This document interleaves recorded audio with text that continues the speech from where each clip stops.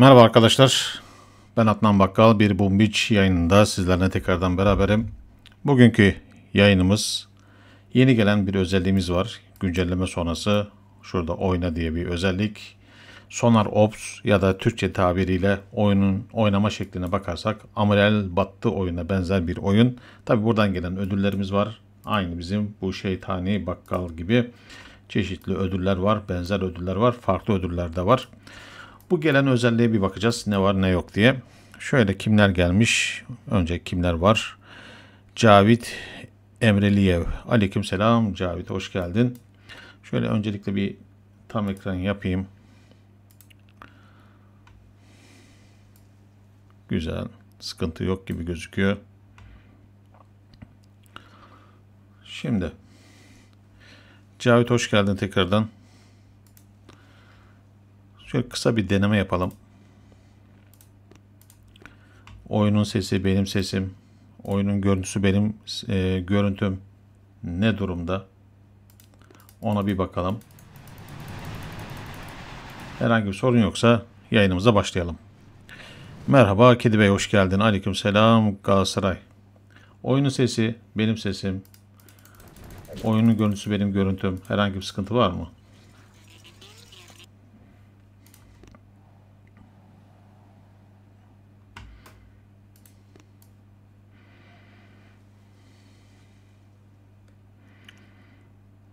Ses iyi. Güzel Cavit. Teşekkürler. Şimdi gençler, yeni gelen özellik dediğimiz özellik. Yok abi, her şey yolunda demişsin Galatasaray. Teşekkür ediyorum tekrardan. Şurada oyna diye bir bölüm geldi. Buna tıkladığımızda karşımıza, ben bir bölüm geçtim. Birinci aşamayı geçtim. Bıraktım. Geri kalan aşamaları hep birlikte yaparız diye. Her aşamada farklı kare düzenleri geliyor ve gemiler geliyor.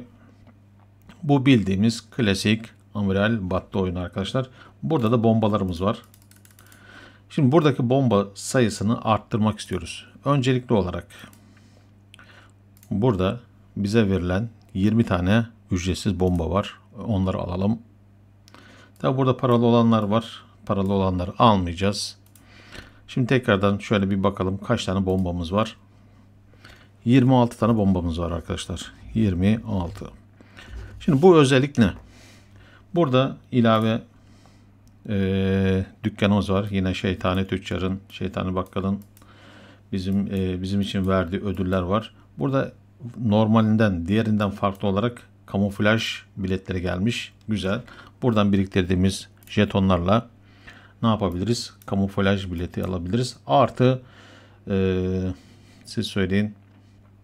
Eğer Bumpas almayanlar için geçerli. Tabi Bumpas alanlar da yapabilir. Ama Bumpas almayanlara göre de söyleyecek olursak farklı jeton miktarlarıyla inşaat hızlandırıcısı, sınırsız inşaatçı. Burada da tabi bu da kaç günlükmüş? Bir günlükmüş. Şu da çok güzel. Kaynak katlayıcısı, yani bir nevi kaynak ödülü, hem de %100 bir haftalığına veriyor. Vay vay vay, çok güzel. Bunu aldığınızda bir hafta boyunca her saldırdığınız adadan %100 kaynak alacaksınız. Ekstra bir inşaat heykeltıraş bölmesi geliyor. O da güzel. Bakalım farklı olarak ne var normalinden. Evet, şu üsttekiler, bir de kamuflaj gelmiş. Gayet güzel. Yani normal, şöyle göstereyim. Ancak bumpas alırsanız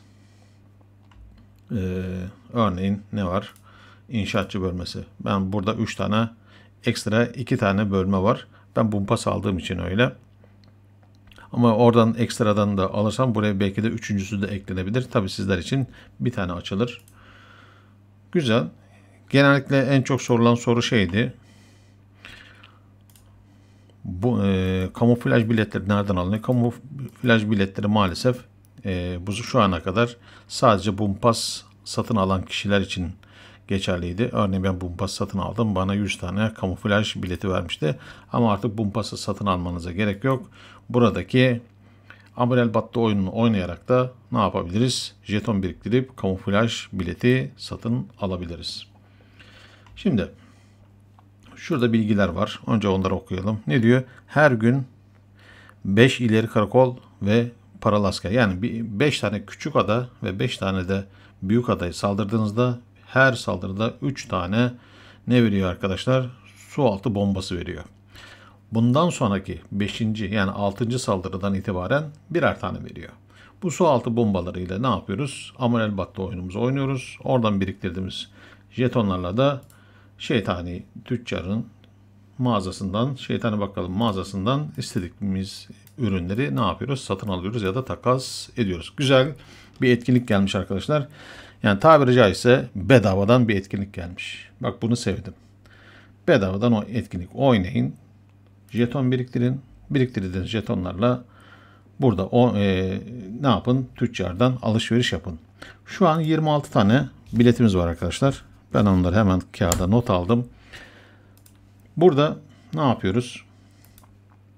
Haritamıza geliyoruz. Her saldırdığımız küçük veya büyük ada hiç fark etmiyor. 5 tane saldırı yaptığımızda 3'er tane. Yani küçük adadan 5 tane, büyük adadan 5 tane ne eder? Toplam 10. 3 ile çarparsak 30. Bundan sonra yapılacak her saldırıda birer tane ne veriyor? Su altı bombası veriyor arkadaşlar. Şimdi kısaca ne yapalım? Hızlı bir şekilde harita temizliği yapacağım. Burada amaç jeton biriktirmek. 26 tane jetonumuz vardı. Hemen hızlandırıyorum. Hiç tereddüt etmeden. Amaç harita temizliği yapmak değil, jeton biriktirmek. Valla böyle etkinlikler kesinlikle gelsin Cavit. Ben sevdim bu etkinliği. Çünkü bedava bir etkinlik arkadaşlar. Bakın 3 tane geldi. Hemen bakalım. 26 idi. Bakın 29 oldu. Gördüğünüz gibi. 3 tane geldi. Şimdi yani 5 tane küçük adayı saldıracağız. Bir tanesini saldırdık. Şimdi bu ikinci küçük ada.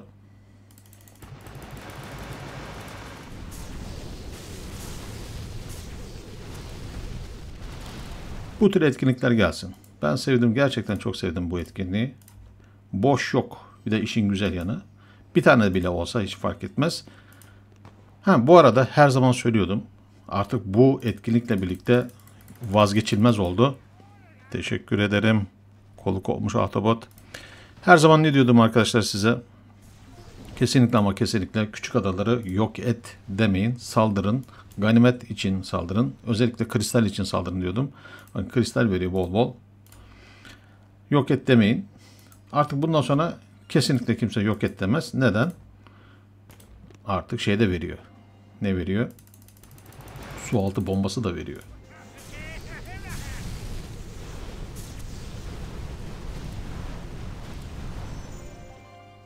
Şimdi bol bol küçük adalar saldıracağız. Şimdi kaç tane küçük adaya saldırmışım ona bir bakacağım.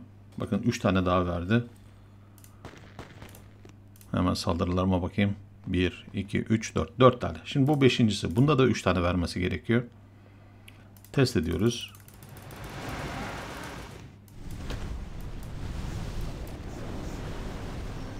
Bakın gördünüz mü arkadaşlar? Yok et demiyoruz. Kesinlikle ama kesinlikle. Seviyorum ben bu küçük adaları ya. Bakın kristal geldi. Canavar, canavar. Yok et deseydiniz bunu asla alamazdınız. Evet buradan da 3 tane su altı bombası geldi. Şimdi 5 tane küçük adaya saldırdık. Bakın bu 6. Artık bundan sonra birer tane vermesi gerekiyor. Test edelim. Bu 6. küçük ada.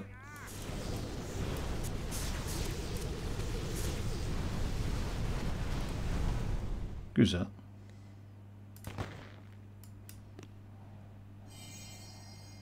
Evet gördüğünüz üzere bir tane verdi. Bakın 5 tane küçük ada, bir tane aman 5 tane normal, 6.'sı da bu şekilde gitti. 5 kere 3 15, bir tane daha küçük geldi. 16. 16 tane ne yaptık biz? Jeton topladık. Yani bomba topladık. 26 vardı. 16 daha eklersek 36 42. Bakın doğru. Kesinlikle hesap doğru arkadaşlar. Şimdi büyük adalara bakalım. Küçük ada bitti galiba. Evet küçük ada bitmiş gibi gözüküyor. Tamam büyük adalara. Bir tane de küçük ada geldi. Güzel. Bakın bunda da bir tane gelmesi lazım.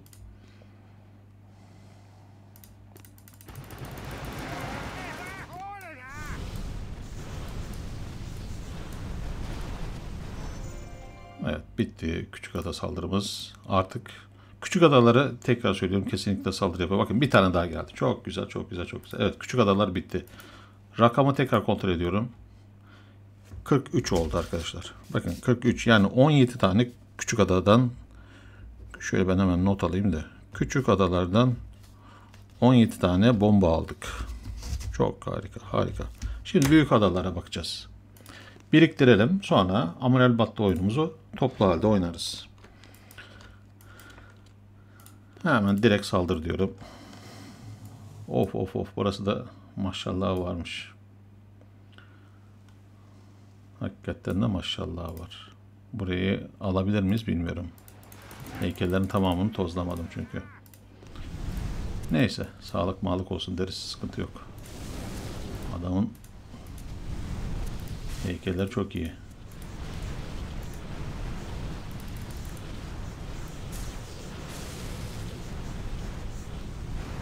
Evet.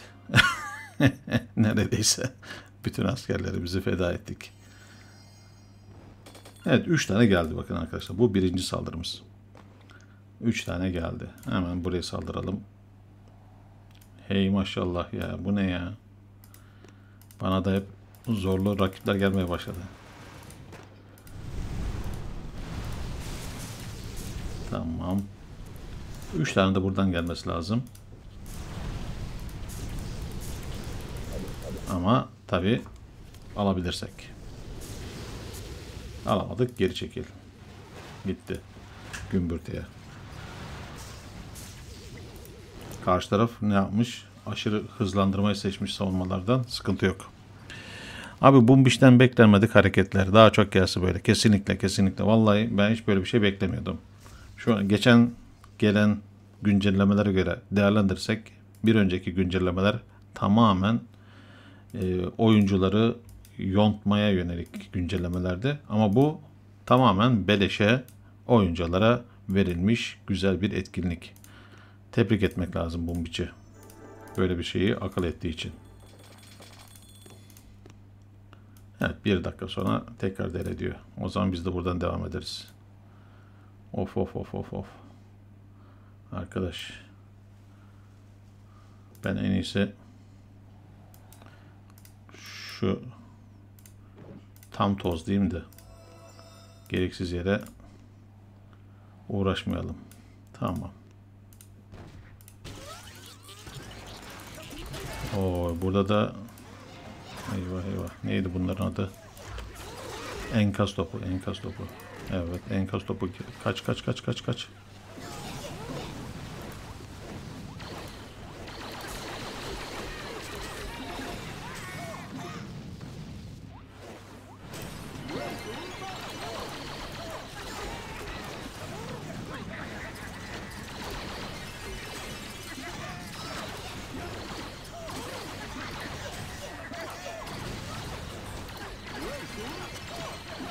Hadi gel gel gel.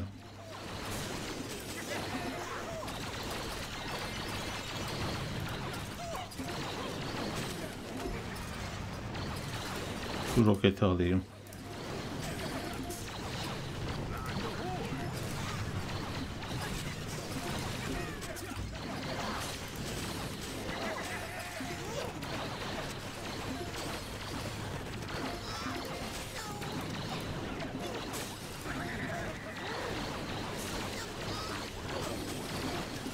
Tamamdır, güzel.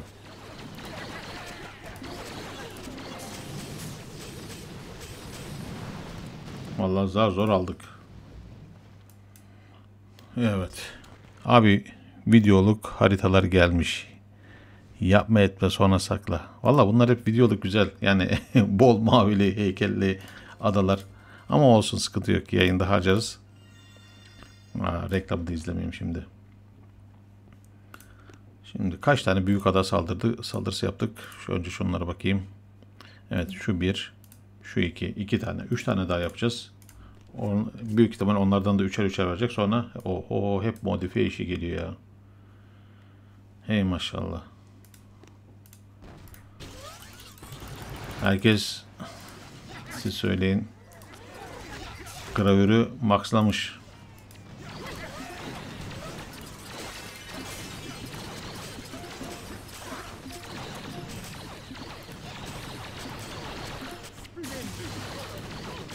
Ey maşallah.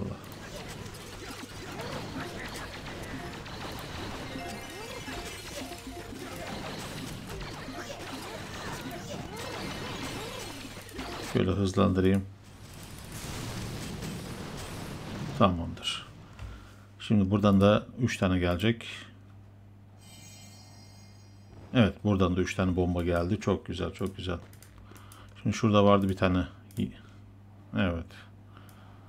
Ya harika gerçekten. İşte burada ne kullanmış? Aşırı hız kullanmış. Yani savunmalar çok hızlı hareket ediyor. O yüzden bizim birlikler dayanmadı. Maalesef.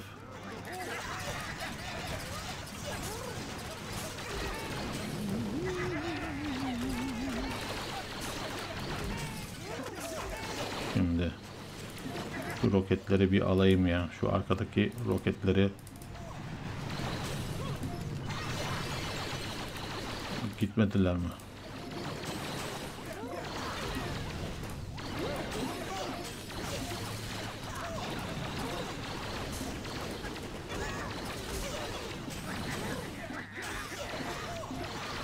Güzel. Ya bir tane roket kalmış gene orada. Ha gitti. Hele şükür.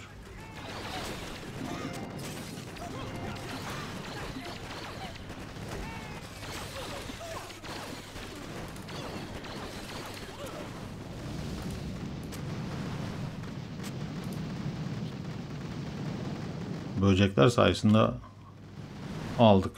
Vay be. Aleykümselam Emir. Hoş geldin. Müşteri hizmetlerini arayalım mı? Yok, aramayalım ya. Bu sefer ararsak bile teşekkür etmek lazım müşteri hizmetlerine. Çünkü güzel bir etkinlik gelmiş. Şimdi bakın dikkat edin. Yorumlarda da vardı. Ben hep ne yapıyorum arkadaşlar? Sandıklardan taş seçiyorum. Neden? Bol bol heykel üretmek, bol bol taş üretmek amacıyla. Hele hele yüksek seviyelere geldiğinizde gravürü ne yapıyorsunuz? Aktif ediyorsunuz. Gravür aktif olduğu andan itibaren de doğal olarak bol miktarda taşa ihtiyacınız var. O yüzden size tavsiyem sandıklardan kesinlikle ama kesinlikle taş seçin.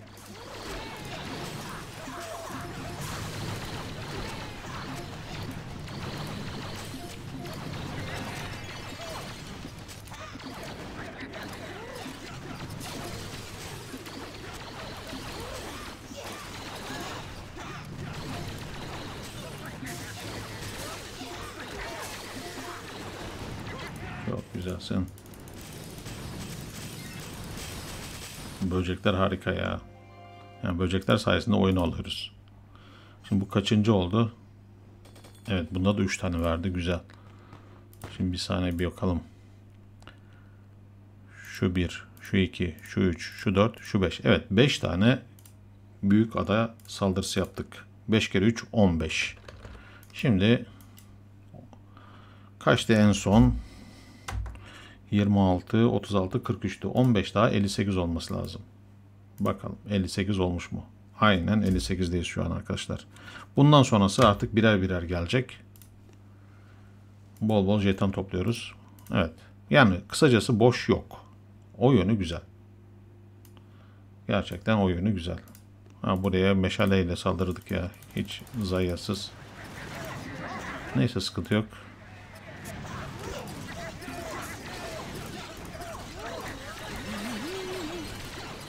Şu roketlerden bir kurtulayım da. Tamam.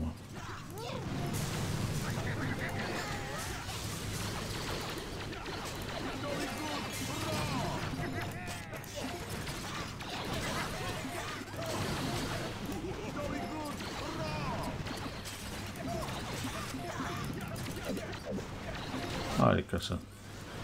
Gönder gelsin. Evet, bir tane gelmesi lazım. Çünkü 5 tane büyük yaptık. 5'ten sonrası birer birer. Evet, bir tane bombamız geldi arkadaşlar. Çok güzel, çok güzel. 5 kere 3, 15. Bu 16. bomba. Evet. Evet, 16. bombayı da aldık. Şurada bir tane daha gelecek. 17. bombamızı alacağız. Şimdi güzel. 17. bombamızı da alalım.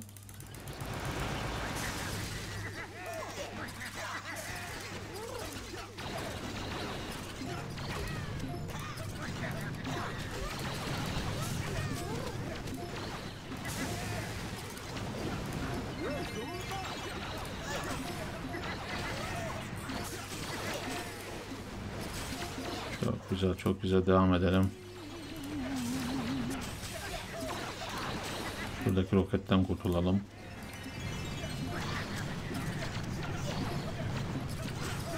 Çok güzel, ondan da kurtulduk. Gönder böcekleri.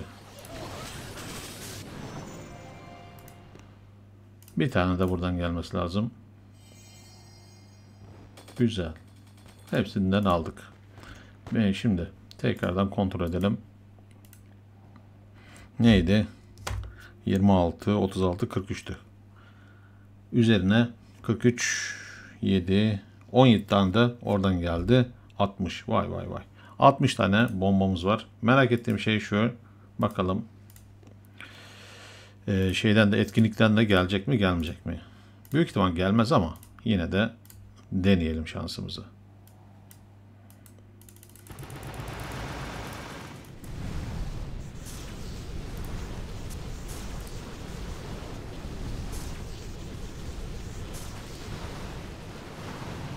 Evet.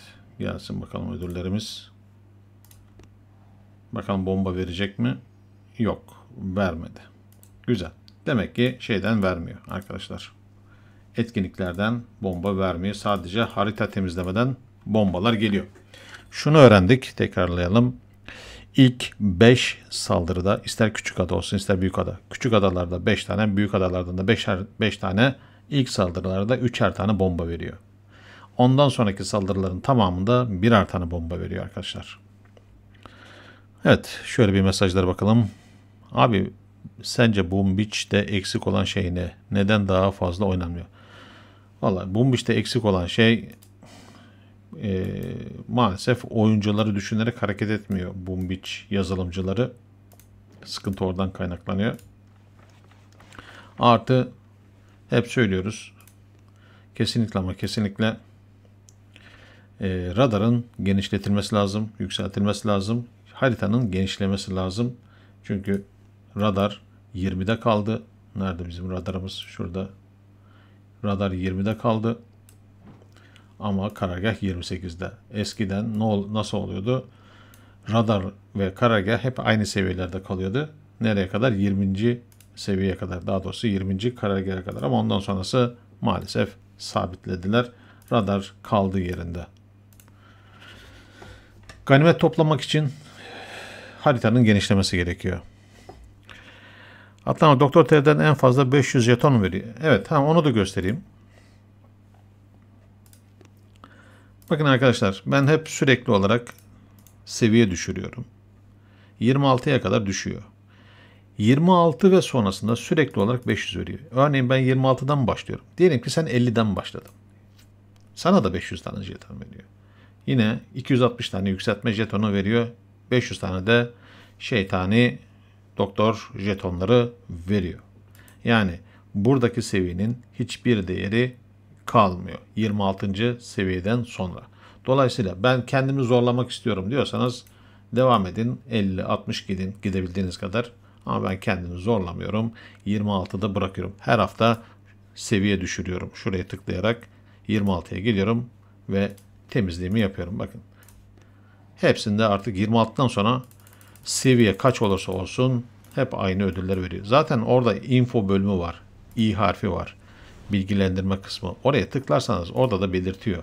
Belli bir aşamadan sonra ödüller artmıyor diye. Yani kendinizi zorlamak istiyorsanız oynayın. Yani oynayın derken seviyeyi yükselterek oynayın. Kendinizi zorlamak istemiyorsanız benim gibi her seferinde her hafta seviye düşürün. Alın ödüllerinizi. Sonuçta aynı ödülleri alıyor. Benim amacım ödül toplamak, seviye atlamak değil ya da birileriyle yarışmak değil. Eğer siz yarışmak istiyorsanız, isminizi listenin başında görmek istiyorsanız ya da listede görmek istiyorsanız ne yaparsınız? Zorluk derecesini arttıra ilerlersiniz. Benim amacım tamamen ödüller arkadaşlar. Ben o ödüllere odaklanıyorum. Şimdi bakalım.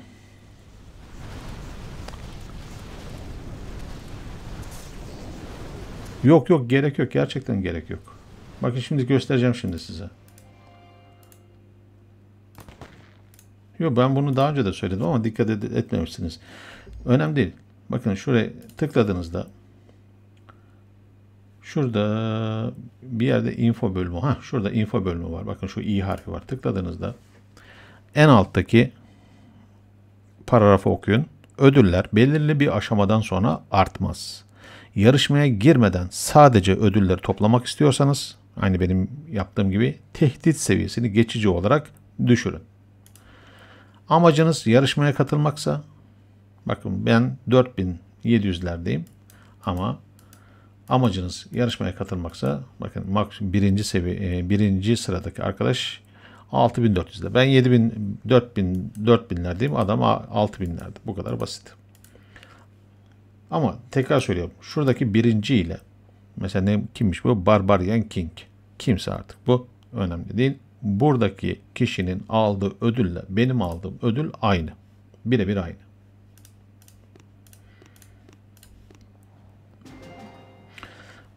Etkinliklerde veyahut da harita temizliğinde mutlaka ama mutlaka kaynak ödülü kullanın ve tozlayın.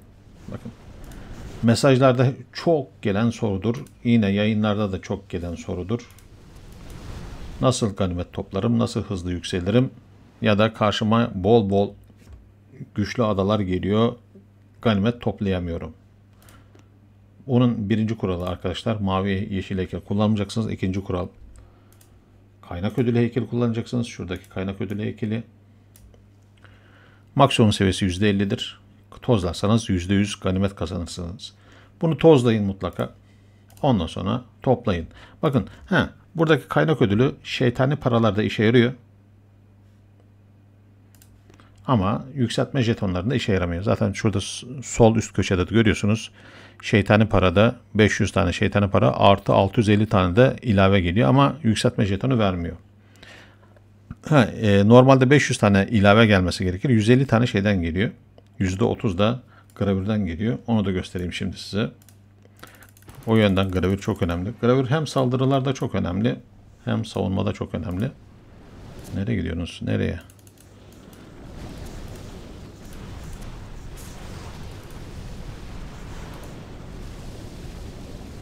Tamam. Güzel. Vay vay vay. Doktor şaşırdı ha. Sürekli kristal veriyor. Bakın gravürden de ben ne seçiyorum? Kimyayı seçiyorum. Kimyanın en güzel yanı ekstra %30 ganimet veriyor. Yani kaynak ödülü veriyor. Bir de aldığım ödülleri paylaştırıyor. Eşit bir şekilde paylaştırıyor. O yönü çok güzel. Şimdi şunu da yapalım. Haritaya tamamen bitsin. Artık bundan sonra ne yapalım? Amarel Battı oyunu oynayalım. Eskilerin deyimiyle Amarel Battı oyunu oynayacağız. Şansımız varsa ilerleriz. Şansımız yoksa bakarız. Aha, bir tane daha geldi. Tebrikler yani. Vallahi teşekkür ederiz doktorcuğum yani. İlk kez bol bol kristal verdim. Kafasına ne düştüyse. Evet, geldik buraya.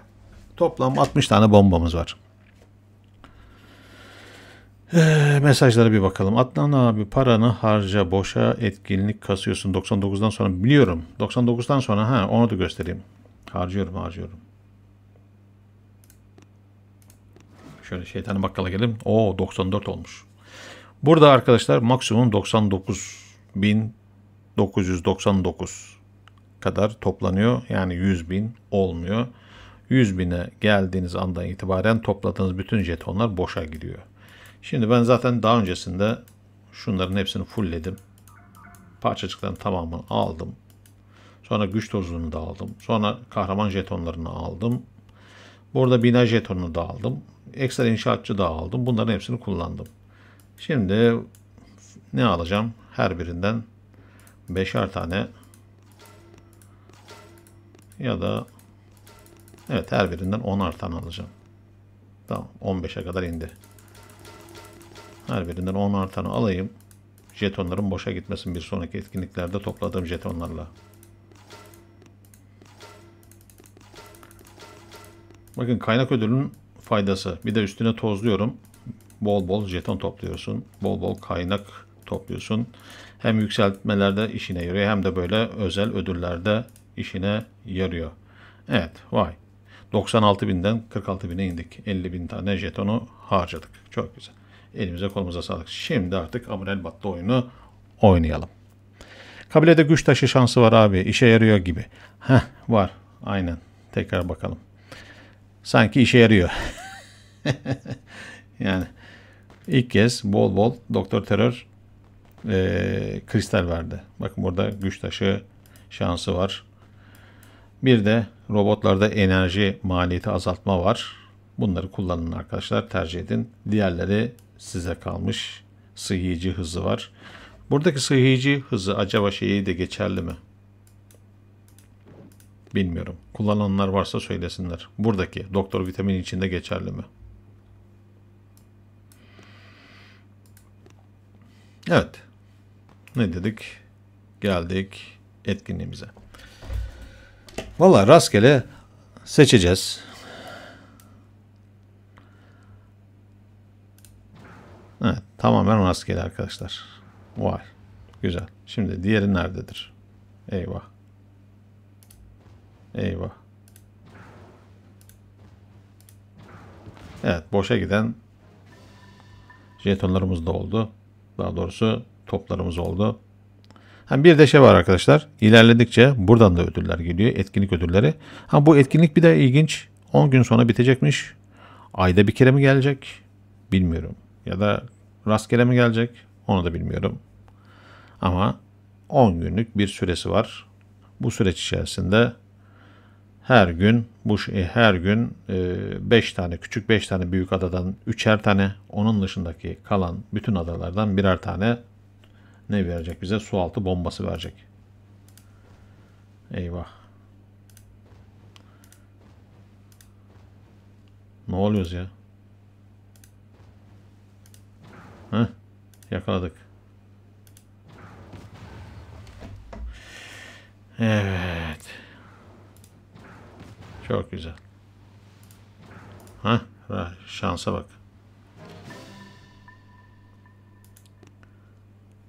Bakın buradan da ilave 5 tane daha bomba aldık.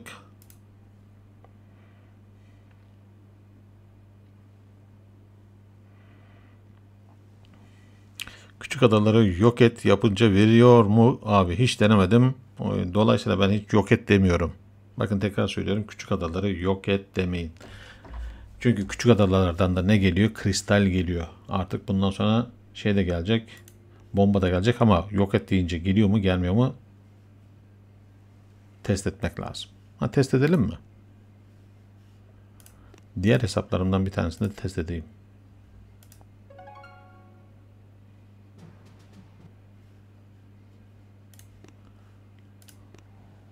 Küçük bir ada bulayım. Yok ettiğim. Hayır, bomba vermedi arkadaşlar. Eyvah eyvah, bomba vermedi. Bakın, yok et demiyorsunuz. Kesinlikle yok et demiyorsunuz, bomba vermedi. Yani şunu da göstereyim, ben daha burada şeyleri oynamadım. Daha birinci aşamadayım, daha ikinci, üçüncü aşamadayım. Harita temizliği yapmadım. Daha bir sürü ada var burada, gördüğünüz gibi. Bakın isterseniz şurada hemen bir deneme yapıvereyim, görelim. Yok et dedim, vermedi. Saldırıyorum.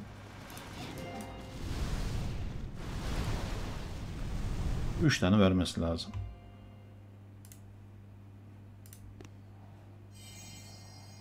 Evet, verdi. Evet. Evet arkadaşlar, kesinlikle ama kesinlikle küçük adaları yok et demiyoruz. Tamam mı? Bunu öğrendik. O zaman bu yok et özelliğini niye getirdiler? Artık bu yok et özelliği şey oldu, kadık oldu. Kendiliğinden çevrim dışı oldu. Hiçbir özelliği kalmayan bir özellik oldu. Evet, 44 tane. Yakaladık. Çok güzel. Harikasın. Evet. Şimdi bir tane daha yakalamamız lazım. Evet. Of. Sık. Oy. Canımsın.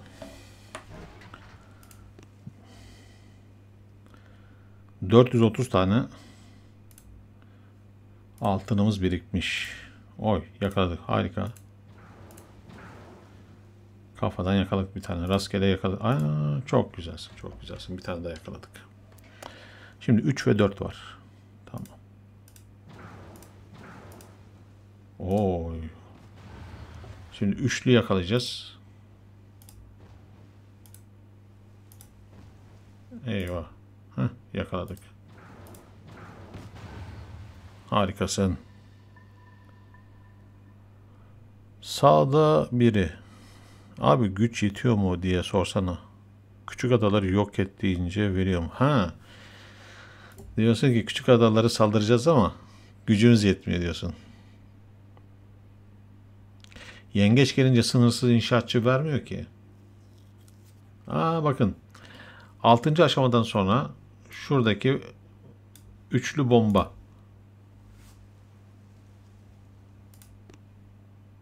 Heh, şuradan da aldık. Oy oy oy oy. Güzel.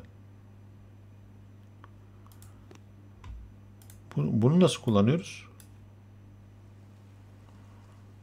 Üçlü bombayı nasıl kullanıyoruz? Burada tekli var. Gerçi nasıl kullanıyoruz üçlü bombayı? Bilen var mı?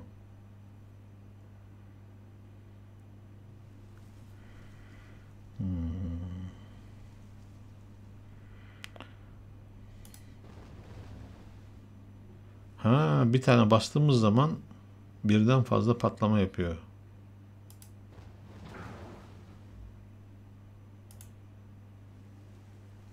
Ha, üzerine dokunduk. Ha, anladım. Üzerine dokununca aktif oluyor. Tıkladığımız zaman birden fazla bomba atıyor. Tamam. Şimdi sıra geldi buraya.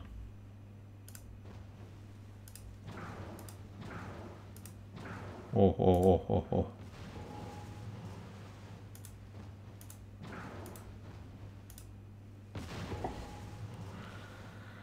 Ee,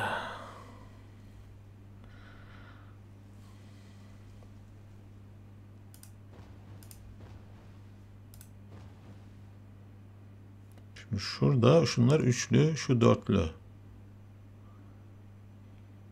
1, 2, 3. Canım yakaladım.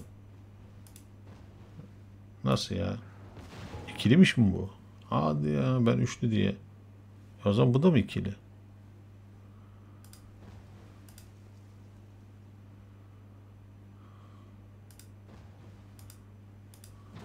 Heh. Oo. Hep ikili kaldı. Acaba hangisi? Şu. Hangisi? Şu. Yok. O da değilmiş. Tamam. O zaman şunlardan biri. 3 tane kaldı. Şu üçünden biri. Ama bombalarımız bitti. 730 jeton biriktirdik. Ha, burada da var. Ha, güzel. 10 tane de buradan geldi. Evet, yakaladık. Çok güzelsin. Eyvah eyvah eyvah.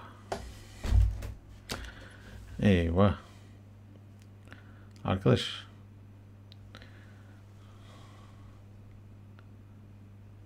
Rastgele seçeceğiz.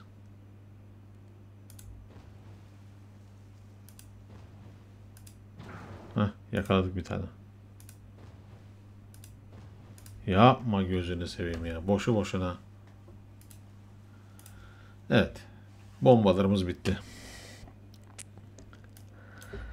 Hey. 50 tane daha jeton kazanacaktık ama kazanamadık. 820 tane jetonumuz birikti. 820 tane jetondan ne alabiliriz? Ha, güzel. 2 tane toz alabiliriz. O 4 taneymiş.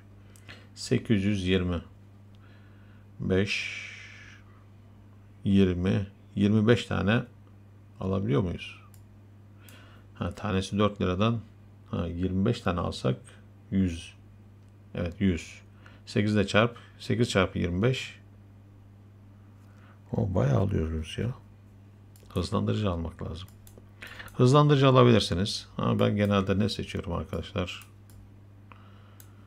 Ne seçiyorum? Ha bakın, eğer biriktirin. Gerçi çok büyük ya. 2000 jeton çok fazla. Kaynak katlayıcısı alabilirsiniz. Ben ne alayım, ne alayım, ne alayım bilmiyorum ki ya. Sınırsız inşaatçı abi çok iyi. Sınırsız değil ya, bir gün. Benim inşaatçıya ihtiyacım yok. Benim şey de bitti. Şurada kaldı 2 tane kule. Bu 2 kuleyi de yükselttiğim zaman maksimum seviyeye geliyorum. Yani yaklaşık 2600-2700 puanlarda kalıyorum ve 84. seviye 2600-2700 puan. Böylelikle maksimum seviyeye gelmiş oluyorum. Şeylerden maalesef puan vermiyor.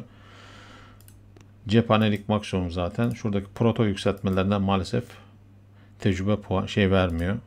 Puan vermiyor. Ne puanıydı bunlar? Tecrübe puanı. Evet, tecrübe puanı vermiyor. Evet, Anıl Ateş, sınırsız inşaatçı abi çok iyi demişsin.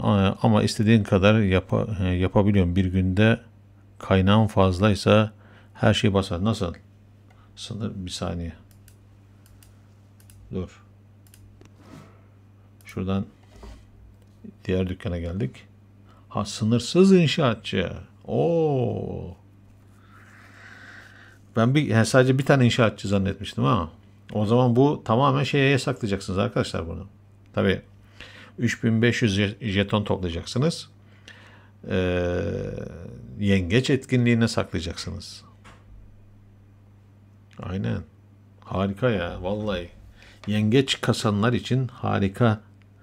Toplayın arkadaşlar 3500 jeton. Yengeç etkinliğinde ne kadar çok ganimet toplarsanız o kadar çok inşaat basarsınız. Ama bir günlük süre olduğundan dolayı artık o gün uyumazsınız. Bol bol ne yaparsınız? Yengeç kasarsınız. Hakikaten ha. Tam yengeçlik arkadaşlar. Kesinlikle şimdiden almayın. Gerçi şimdiden 3500 jeton toplamak çok zor ama yine de toplayabilenler için söylüyorum. Olabilir. Ben o kadar toplayamadım. 800 tane toplayabildim. 7. bölgeye geldik. Bundan sonrası zaten zorlaşır. 10 gün sürüyormuş arkadaşlar bu. Şimdi günlük biz toplarımızı aldık. Artık yarın tekrardan ne yaparız? Harita temizleriz. Temizlediğimiz harita sayesinde elde ettiğimiz toplarla birlikte ne yaparız? Burada jeton biriktiririz. Biriktirdiğimiz jetonlarla istediğimiz ganimeti takas ederiz. Sıkıntı değil. Vallahi benim anladığım sınırsız arkadaşlar. Yani ekstra inşaatçı değil bu. Yani bir gününe bir tane inşaatçı değil. Örneğin şöyle söyleyeyim. Ganimet bak neydi? Yengeç. Yengeç etkinliğinde ne yapıyoruz? Artık belli bir noktadan sonra bizim ganimetlerimiz ne yapıyor? Boşa gidiyor. Burada boşa gitmeyecek. Örneğin 3 tane bum topu, 2 tane top, 2 tane alev silahı gibi ya da aynen bu şekilde ne kadar ganimetiniz varsa kendi zevkinize göre savunma kasabilirsiniz. Büyük ihtimal bu sadece savunma için geçerli maalesef. Cephanelik için geçerli midir? Zannetmiyorum çünkü ekstra inşaatçılığı hep savunmaya yönelik. Cephanelikte yine teker teker ilerlemeye devam. Burada yine sormuştunuz ya, güzellik ne olabilir? Yani normal askeri birliklerle proto birlikler birbirinden ayrı olduğu için normal birlikleri yükseltirken aynı anda proto birlikleri ya da proto birliklerden herhangi birini yükseltirken aynı anda normal birliklerden birini de yükseltme şansı verseydi çok iyi olurdu. Yani bir tane prototipi yükseltmek neredeyse bir hafta sürüyor. Ne bir haftası? 2 hafta sürüyor. Ben 2 hafta her birine 2'şer hafta verdiğim zaman yandım anasını satayım. 6 ay da zor biter bunlar. Bir de şeyde ilginç. Mesela bu etkinlik geldiğinden beri, güncelleme geldiğinden beri ben jeton biriktiriyorum. Biriktirdiğim bütün jetonları burası 7. Şu an maksimum seviyeye çıkartıyorum 28'e karpuzcu. 28. seviyeye geldiğinde 20.000 tane jeton istiyor. Toplama baktığında bilmiyorum ya 90.000 tane ya da 100.000'e yakın jeton harcamışımdır. Şimdi diğer adalara bakayım. Şimdi diğer hesaba bir bakayım. Oralarda ne kadar toplamışım. Belli olur. Karşılaştırma anlamında. Yani birebir aynı olmaz ama yine de karşılaştırma anlamında belli olur. Şuna bir bakayım. Tamam. Al. Tekrardan. Evet. Yok burası değil. Neredeydi bizim cephanelik? Şurada. Ne kadar? 86.000 jeton biriktirdim. Yani 90.000 jetonum vardı. Düz hesap 90.000 jetonum vardı. 90.000 ya da 100.000 diyelim hadi ona. 100.000 jetonu rahat yiyor arkadaşlar. Bir tane prototipin maksimum seviyeye yükseltmek. Evet yine ben eski haline geri döneyim.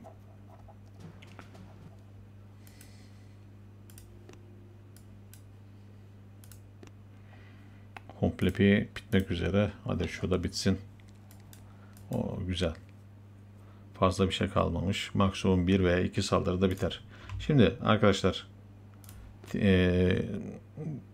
bir önceki videoda söyledim. Yine söyleyeyim. En az 2 ya da 3 tane oyuncuya ihtiyacımız var.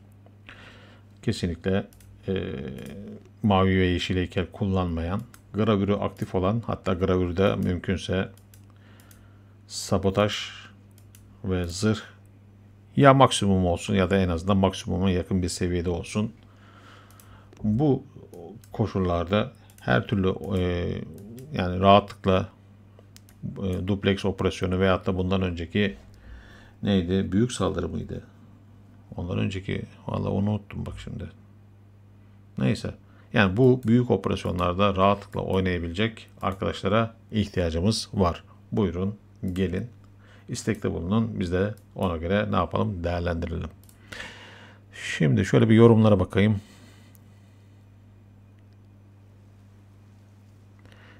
Ekstra inşaatçı yani. Ekstra inşaatçı sadece savunmalara yönelik. Yani böylelikle istediğiniz kadar tareti yükseltebiliyorsunuz. Aynı tarete değil de birden fazla taret. Örneğin 4 tane taret yükseltebilirsiniz. Bir tane bum topu, ikinci bum topu, üçüncü bum topu veyahut da bir tane bum topu, bir tane top, bir tane roket, bir tane kule. Ya da buna şeyler de dahildir büyük ihtimalle. Şu depolar da dahildir. Aynen. Tabii sonuçta bunları da inşaatçı kullanıyoruz. Yani cephanelik hariç bir de kahramanlar hariç kısacası adada bulunan bütün binaları, savunmaları sınırsız yükseltiyor arkadaşlar. Yani sınırsız derken yeter ki ganimetiniz fazla olsun, yeterli olsun. 2 tane, 3 tane, 4 tane tareti yükseltmeye verebilirsiniz. Aynı anda da depolarda bir tane, 2 tanesini de ne yapabilirsiniz? Yükseltmeye verebilirsiniz.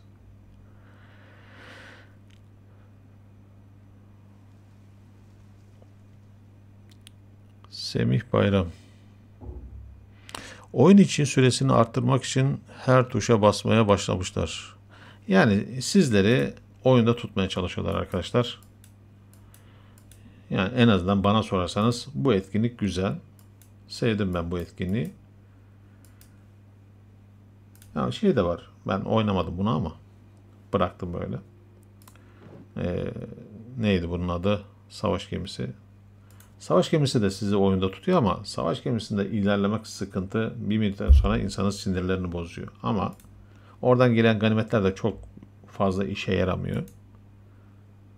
Sezon sonunda gelen ödüller iyi ama bir ay boyunca zaten o kadar oynamış olsaydın, savaş gemisi yerine normal haritada oynasaydın zaten oradan gelen ödüllerin benzerlerini klasik olarak haritadan da kazanabilirdin.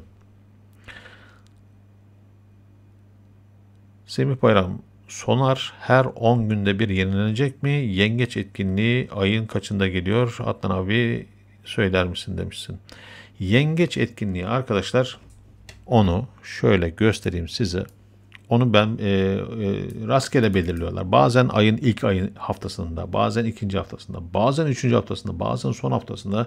Yani kafalarına göre maalesef kafalarına göre tarif veriyorlar. Ama yine de mesela Twitter'dan Boombiç'in sayfasına girin arkadaşlar.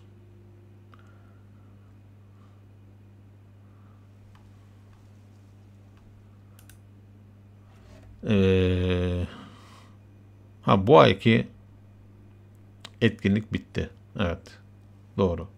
Ağustos ayı itibariyle yengeç etkinliği vardı. Ayın 1 ile 3'ü. Bakın birinci haftasında, Ağustos'un birinci haftasında gelmiş. Normalde her ayın son haftasındaydı. Yani kafalarına göre veriyorlar. Bir sonraki yengeç etkinliği de büyük ihtimal bu ayın sonunda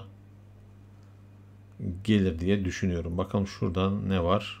Ha, buradaymış. Tamam, burada. Ha, Gambot Crab. Evet. Ayın 29'unda ve 31'inde. Yani bir sonraki yengeç etkinliği ay sonunda arkadaşlar. Bu mantıkla hesap yaparsak Ağustos ayı içerisinde ikinci yengeç etkinliği olacak. Yani bakın, normalde ayda bir gelen etkinlik aynı ay içerisinde ikinci kez gelmiş olacak. Kısacası şöyle diyeyim. Bir sonraki yengeç etkinliği ayın 29'unda arkadaşlar.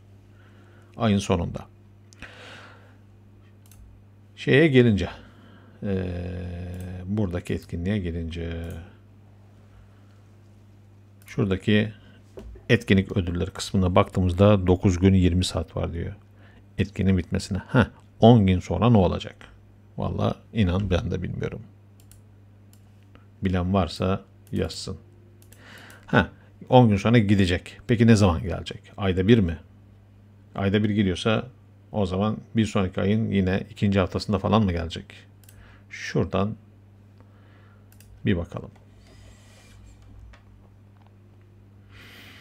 Şimdi bu sayfayı mutlaka kaydedin arkadaşlar. Güzel bir sayfa. boombeachfandom.com. İstediğiniz her türlü bilgi burada var. Şuradan da Türkçe'ye çevirelim. Ne diyor? Sonar operasyonları. Sonar Ops. Karargah seviyesi 6'dan sonra başlayan tüm oyuncularda açılır. Yani bu etkinliğin açılabilmesi için karargahınızın 6 olması yeterli. Etkinlik 13 Ağustos çarşamba günü başlayacak ve 10 gün sürecek. Bakın burada yazıyor. Adanın sahil tarafında bulunan ana üssünden erişilebilir. Her köşede mavi şamandırlar, çevrili kare o şeklindedir. Zaten biliyorsunuz, onu gördük. Diğer bu beach etkinliklerinden farklı olarak Sonar Ops birlik, savaş gemisi yetenekleri veya adanın kullanımını gerektirmez. Yani seviyesi karargahı 6 olan ile karargahı 26 olan kişiler aynı etkinlikte, aynı seviyelerde, aynı ödülleri alarak yoluna devam edecek demek istiyor. Burada da demiş Battleship'e benzer bir oyun. Farklı büyüklüklerde her aşamadan sonra kare büyüyor. 3x3'ten 10x10'a kadar ızgara şeklinde büyüyor. Jetonlar ne burada da söylüyor zaten. Bakın burada da söylüyor. Her ilk 5 saldırıda 3'er tane, sonraki saldırılarda birer tane ne veriyor? Bomba veriyor arkadaşlar. Bir de 6. seviyeden itibaren şuradaki bomba aktif oluyordu. Çoklu bomba var. Çoklu bombanın özelliği arkadaşlar, bir tane herhangi bir kareye dokunduğunuzda, boş kareye dokunduğunuzda ne diyor? Hemen okuyalım. Rastgele 6 tane kareyi patlatır. Yani her bir bomba 6 tane kareyi patlatıyor diyor. Denizden atırlar vurulduğunda veya yok edildiğinde jetonlar verir. Vurulduğunda 10 jeton, yok edildiğinde 50 jeton. Ve bu jetonlarla da ne yapıyoruz arkadaşlar? Alışveriş yapıyoruz ya da takas yapıyoruz. Yani klasik oyunun mantığı bu. Burada amaç harita temizliği yapmak arkadaşlar. Zaten belli bir seviyeden sonra eğer bu oyunu aktif olarak oynuyorsanız mecburen her gün ne yaparsanız haritanızı temizlersiniz. Her temizlemede bol bol toplarınızı biriktirirsiniz. O biriktirdiğiniz toplarla da Amiral Battı oyununu kaldığınız yerden devam edersiniz.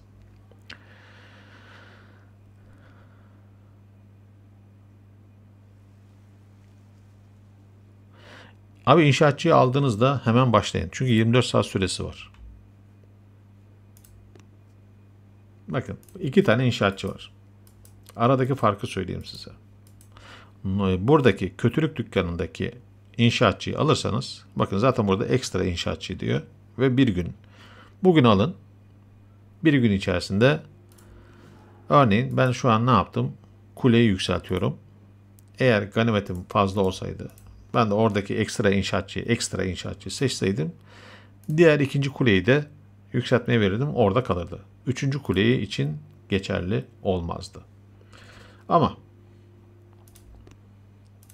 normal kötülük dükkanındaki, şeytani bakkaldaki değil de sonar dükkanındaki inşaatçıyı alırsanız, neredeydi? Ha, şurada. Bakın zaten burada isimleri de farklı. Diğerinde ekstra inşaatçı diyor. Burada sınırsız inşaatçı diyor. Aldığınız andan itibaren başlar. Mesela şu an saate bakıyorum. Saat 14.55. Yarın 14.55'e kadar geçerli. Yani 24 saat geçerli. Sınırsız inşaatı tekrar söyleyeyim. Ben mesela bir kule başlattım. İkinci kuleyi de başlatırım. Ganimetim yetiyorsa üçüncü kuleyi de başlatırım. Ganimetim yetiyorsa bir tane konut yükseltirim. Herhangi bir konut ya da depo. Ya da gemi. Bakın buna gemiler de dahil. Ekstra inşaatçıya gemiler de dahil. Cephanelik hariç. Eğer ganimetiniz yetiyorsa 8 tane gemi var. 8 tane gemiyi de aynı anda yükseltmeye verebilirsiniz. Yani ekstra inşaatçının, aman ekstra değil, sınırsız inşaatçının özelliği bu şekilde. Ama tekrar söylüyorum. İster ekstra inşaatçı alın, isterse sınırsız inşaatçı alın. İkisi de satın aldığınız andan itibaren süresi başlar. Bir sonraki gün satın aldığınız saate kadar devam eder. Yani gece 12'ye kadar değil, satın aldığınız dakikadan itibaren, saatten itibaren geçerli oradaki süre. Evet.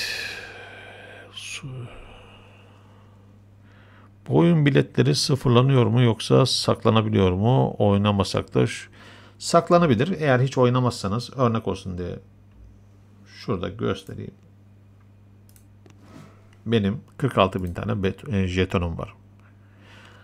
Örneğin 3 ay, 4 ay ya da 1 yıl bıraktınız, yine 46.000 burada kalır. Sıfırlanmaz. Tek farkı şu arkadaşlar, sınır var. 99.999. 100.000 jeton olmuyor. 100.000 jeton olmuyor. 100.000 jetonu gördüğünüzde, daha doğrusu 99.000'li jetonu gördüğünüzde ondan sonra yapacağınız bütün saldırılar boşa gider. Yani jeton biriktirme adına boşa gider. O yüzden ben ne yapıyorum?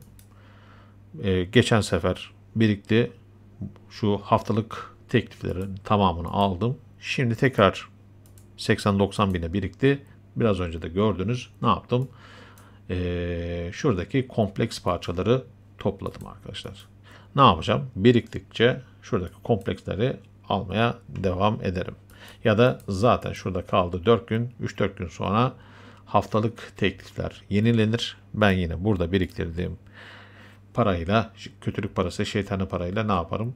Atlatıcı alırım. Bol bol da ne yaparım? Parçacık ya da kristal alırım. Buradakilerin hepsini toplarım. Bakın topladığım ganimetler burada arkadaşlar. 715 tane hızlandırıcım olmuş. 1150 tane kamuflajım olmuş. 8 tane ekstra inşaatçı, ekstra bakın, sınırsız değil, ekstra inşaatçı jetonum var. Yani tozlar bir o şekilde bitmiş.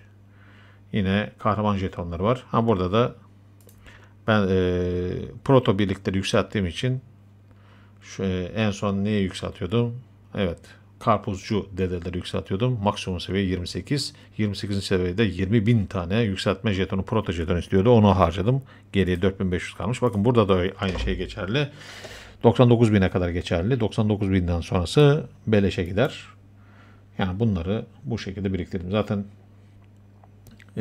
Bumpas da aldığım için Bumpas sayesinde de şuradaki saldırı planı ya da bina tasarımı gibi tasarımları da ne yapmış oldum? Biriktirmiş oldum. Yani bunları ne yapıyorum? Biriktiriyorum. Bir sonraki güncellemede, karargah güncellemesi geldiğinde büyük ihtimal ne yaparım? Şeyle birlikte, yengeçle birlikte sınırsız şey de var, inşaatçı da var. Onu da alırım. Bol bol hem karargah basarım, hem cephanelik basarım, hem gemileri basarım. Bu şekilde bütün jetonlarımı, haklarımı kullanırım. Evet, şimdi başka. Zamanında birlikte oynadık abi. Şimdi geri başladım, geleyim mi? Kemal hoş geldin. Yani dediğim gibi gelebilirsiniz, istek atabilirsiniz. Sıkıntı yok. Zaten en az 2 hatta 3 tane oyuncuya ihtiyacımız var. Ama dubleks oynayacak oyuncuya ihtiyacımız var. Artı tekrar söylüyorum, gravürden sabotaj ve zırh özelliklerinin aktif olması, hatta bir miktar yüksek olması, mümkünse de maksimum olması tercihimiz arkadaşlar. Eğer bu özelliklere sahipseniz, her gün aktif olarak oynuyorsanız, her gün harita temizleyerek şey topluyorsanız, neydi? İstihbarat topluyorsanız ve operasyon başladığında da operasyonlara düzenli olarak katılıyorsanız buyurun gelin. Sıkıntı yok. Herkese kapımız açık. Sıkıntı yok. Şimdi bakalım. Adnan abi, yayını bitirmeye yakın full zoka ve savaşçı saldırısı yapar mısın? Full zoka ada kalmadı ya. Diğer hesabımda yapayım. Full zoka ve savaşçı. O zaman şöyle yapayım ya.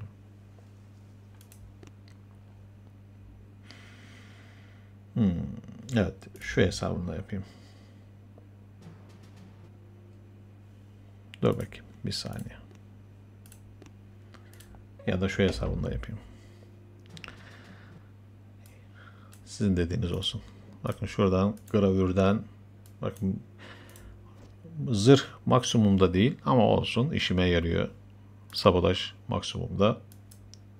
Kimya maksimumda değil ama olsun, işime yarıyor. Şuradan da hemen kimyadan da %20 ekstra ganimetimi alayım. Kaynak ödülümü. Şuradan da şunları tozlayayım. Ne dedik? Savaşçı mı yapalım? Yapalım. Hadi. Bakalım burada ne var? Burada düşürmüşüz. Tamam. Rastgele saldır diyelim bakalım. Umarım kötü bir şey gelmez. Evet, güzel. Çok güzel. Tam savaşçılara göre gelmiş. Bakın. Evet. 300, 474. 1, 2, 3. Güzergaha bakar mısınız? Yani ip gibi dizmiş arkadaş. Teşekkür ediyoruz arkadaşa. Ne kadar teşekkür etsek azdır. Ama bunlar gitmedi. O kadar yaylım attık.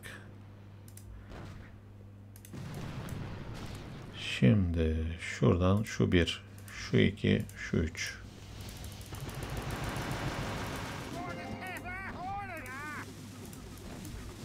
Evet, bu şekilde üçlü sis ile çıkın. Direkt karargah. Mesafe düz olduğu için direkt karargaha gidebilirsiniz. Sıkıntı yok. Şöyle bir sağlık atayım. Tamam. Şoklarımız burada. Şunları bir alayım.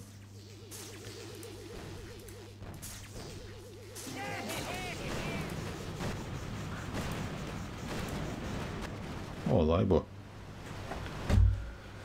Evet. Gayet güzel.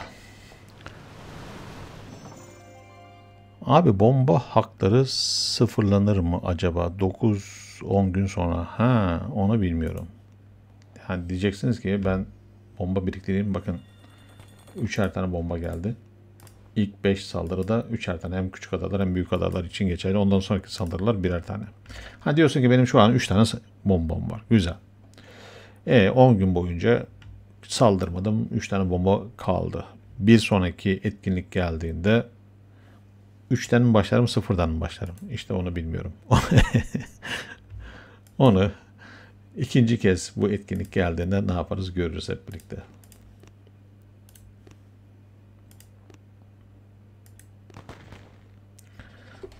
Şimdi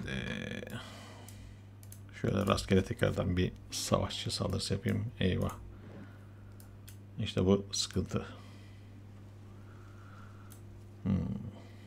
Çünkü Simo sis içerisinde bile küt küt küt vurmaya devam ediyor arkadaşlar, biliyorsunuz.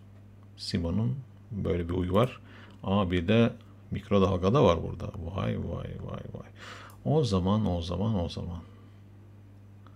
Tamam. Bir saniye. Şunun bir hizasına bakayım. Güzel.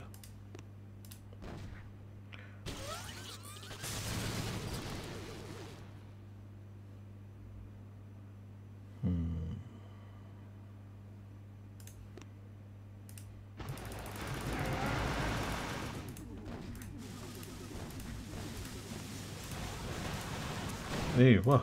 Ben sis atacaktım oraya ya.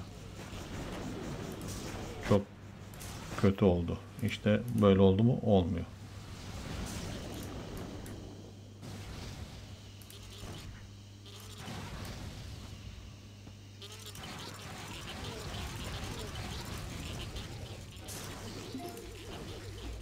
Evet, kötü bir saldırı oldu. İşte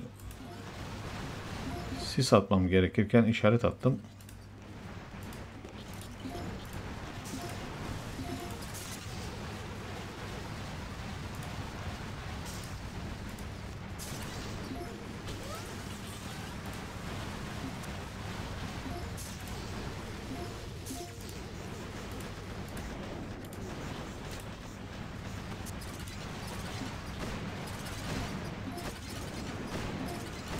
Aynen. Kötü bir saldırı oldu. Ne yapalım? Her zaman kedi kaymak yemez. Bu sefer böyle oldu. Artık Bullet'in gücüne güveneceğiz.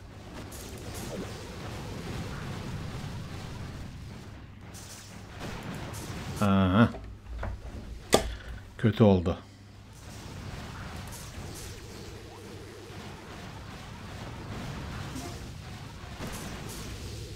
Hızlandırayım.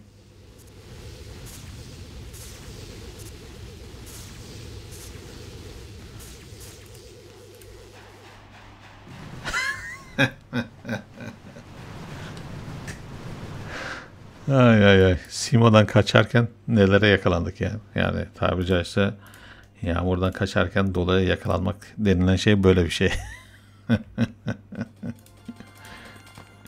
Yani savaşçının mantığı bu arkadaşlar. Şöyle tekrardan bir bakalım. Güzel bir savaşçı varsa. Oy oy oy, çok uzakta ya. Uzak yerleri bulletle gitmeyi daha çok seviyorum ama ne yapalım? Yapacak bir şey yok. Şuradan şöyle bir temizlik yapayım.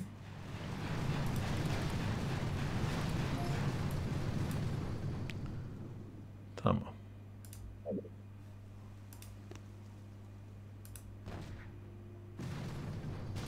Güzel.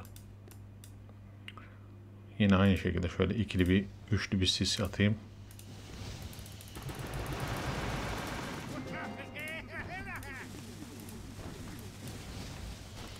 Tamamdır.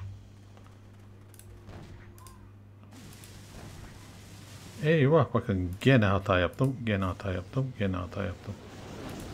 Ya ben niye hata yapıyorum böyle ya?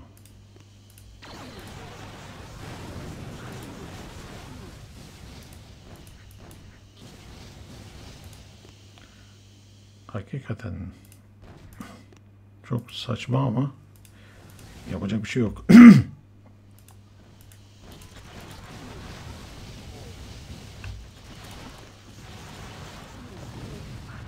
Yetmeyecek gene ya vallahi.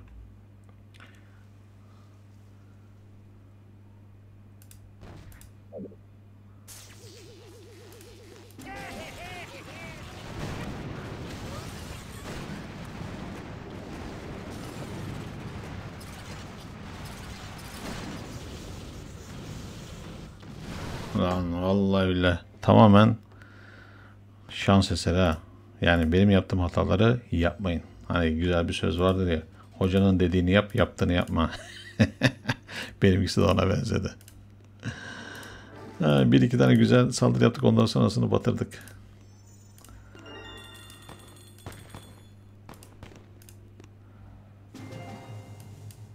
Eyvah. Eyvah, eyvah, eyvah. Şimdi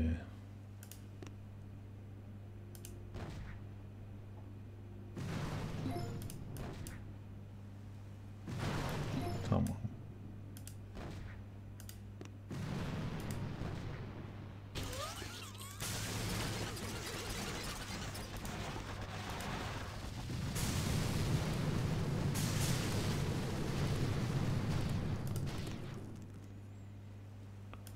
Şu bir, şu iki. Şöyle bir çıkış yapayım.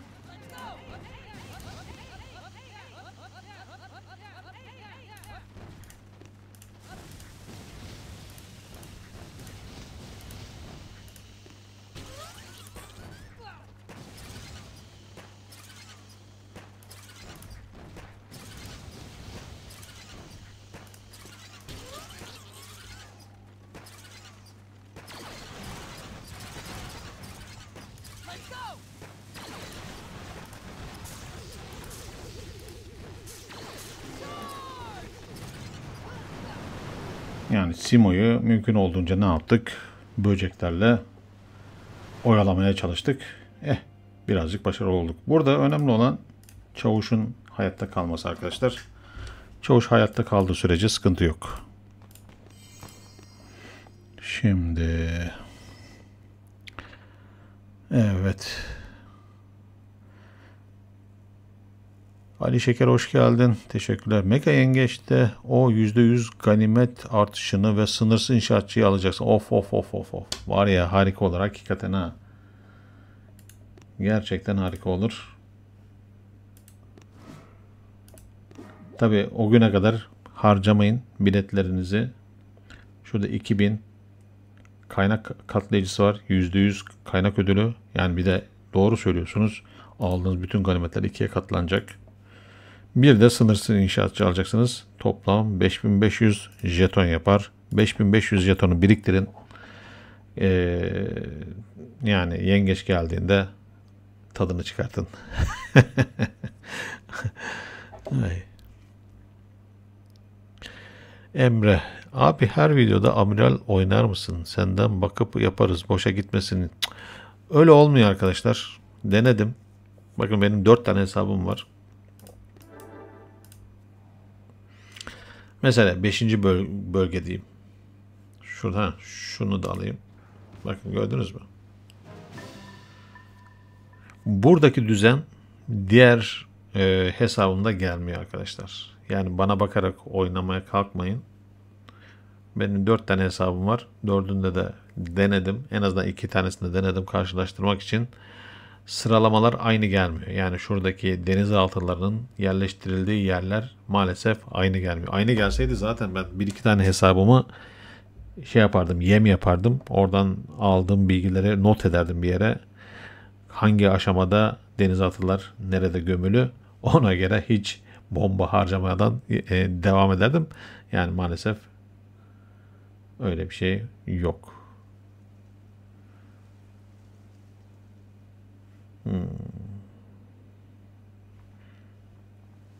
Yani şunu tekrardan yapalım. Bir tanesini tıklıyorum. 6 tane. Bir tane daha tıklıyorum. Yine 6 tane. Yani şu üçlü bomba seti bu şekilde çalışıyor. Toplam 12 tane. 1, 2, 3, 4, 5, 6, 7, 8, 9, 10, 11, 12. Evet, toplam 12 tane alan açılmış oldu. Evet. Bizim klanda yer var, gelmek isterseniz. Evet. Ne diyor? Abosakır klanı. Evet. Night Wish YouTube. Evet, arkadaşınızın klanına, timine gitmek isterseniz gidebilirsiniz arkadaşlar. Sıkıntı yok. Yine bizim bir tane yan tim var. Onu da söyleyeyim.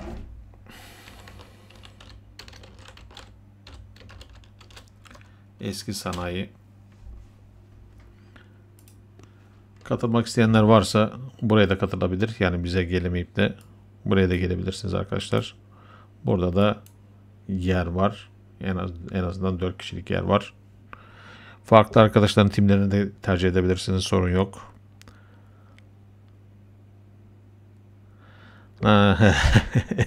1905 Galatasaray. Evet, işte benim de en büyük hobim bu. Sis yerine işaret atıyorum. İşaret yerine böcek atıyorum. Böcek yerine sağlık atıyorum. Ay. Ya bu benim atasporum oldu. Yapacak bir şey yok. Evet. İbrahim Burak. %70'i uçtu savaşçıların. Yani savaşçılardan çok ben şeyle oynadım ya. Bulletle oynadım. Direkt bulletle oynasaydım daha iyiydi. Evet. Semih Bayram. İkisini de aynı anda vermezler büyük ihtimalle demişsin. Evet şöyle. Başka Tuğra Yıldırım. Abi klanın ismi ne? Ben 51 levelim, gelebilir miyim?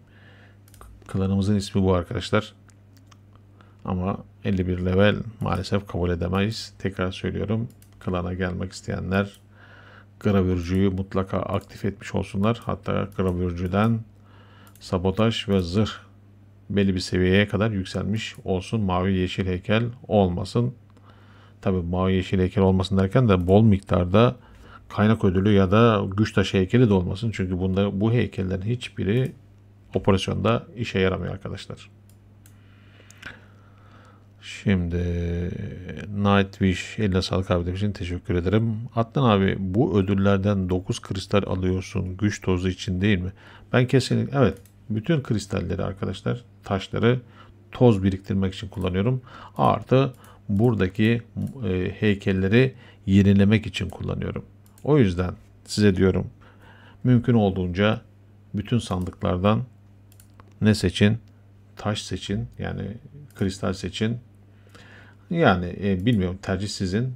Tabii benim seviyeye geldiğinizde mutlaka yaparsınız ama belli bir seviyeye kadar gelinceye kadar ister istemez buradaki ödüller, yani odun taş demirde de alabilirsiniz ki ben de alıyorum bazen ihtiyacıma göre. Ama burada da ben ne yapıyorum? Gördüğünüz üzere öncelik parçacıklar arkadaşlar. Parçacık ve kristaller. Parçacık ve kristalleri alıyorum yani. Oraları harcıyorum. Kendinizi geliştirmek istiyorsanız benim yaptığımı benzer şey yapabilirsiniz kendi seviyenize göre tabi. Elbette ganimete de ihtiyacınız var. Doğal olarak kazandığınız jetonları ganimete de yatırın. Mutlaka yatırın. Çünkü yükseltmeye ihtiyacınız var. Yükselterek kendinizi geliştirmek zorundasınız. Her zaman söylüyorum arkadaşlar, bu oyunda en güçlü silah heykeller arkadaşlar. Bakın. En ideali bu. 1, 2, 3, 6 tane gambot. 1, 2, 3, 4, 5 hasar, bir tane sağlık, bir tane kaynak ödülü. En ideal, en güçlü, yani ideal olarak bakarsak en güçlü ve en ideal heykel dizilişi bu arkadaşlar, bilginiz olsun bana göre. Bu heykel dizilişiyle bütün askerlerle oynarsınız. İstediğiniz asker grubuyla gönül rahatlığıyla ne yaparsanız oynarsınız. Ben yengeç kasacağım diyorsanız o zaman doğal olarak gambot heykellerinizi azaltırsınız. Ben zokacıyım diyorsanız doğal olarak sağlık heykelini kaldırırsınız. Onun yerine gambot ya da hasar koyarsınız. Yani birazcık da tercihe bağlı. Ben savunma yapacağım diyorsanız doğal olarak o zaman bazı heykelleri azaltırsınız. Onların yerine mavi heykel koyarsınız. Ya da ben rahat rahat ganimet toplayacağım, biriktireceğim diyorsanız yeşil heykel kullanırsınız. Yani bunlar tamamen sizin tercihlerinize kalmış arkadaşlar.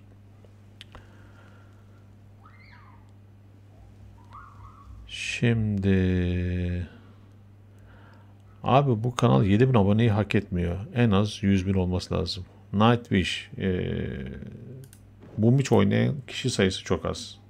Yani 10.000 bile olsa öpüp de başına koy derler ya, ona gibi bir şey. Yani burada maalesef, örneğin bakın şuradaki sıralamaya bakalım. Bu yerel, pardon ya, bu hesapta değil de diğer hesaplarda. Yani zaten mesela şu oyunu kaç kişi oynuyor, siz de rahatlıkla şuradaki sıralamalardan görebilirsiniz. Benim bu Teratbak hesabı Avustralya hesabı olduğu için yerel olarak Avustralya'yı gösteriyor. Türkiye'yi göstermiyor.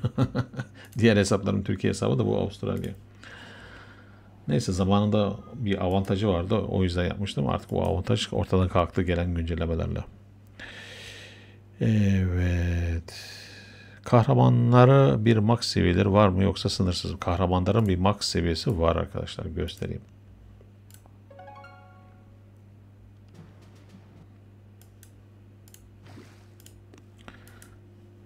Çavuş 27 arkadaşlar. Şöyle göstereyim.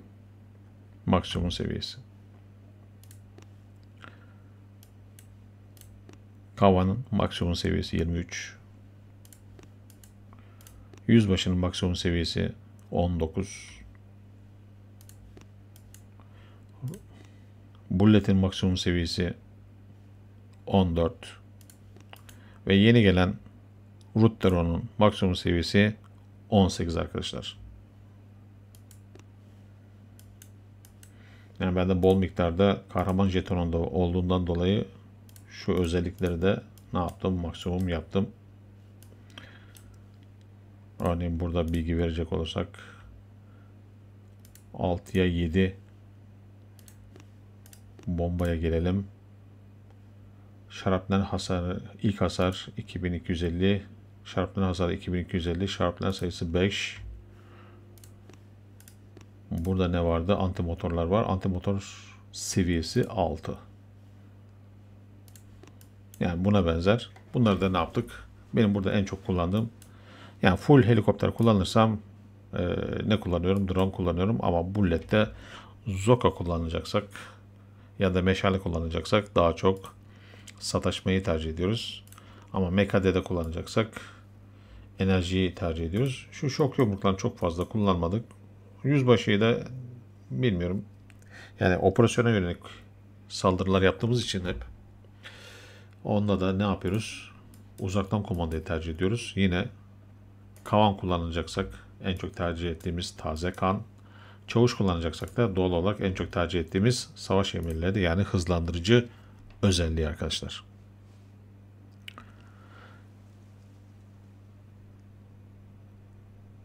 Denizaltı boşta duruyor abi, gönder. Boşta durmuyor ya. Yer yoktur. Şunu mu demiştiniz? Bir bakayım.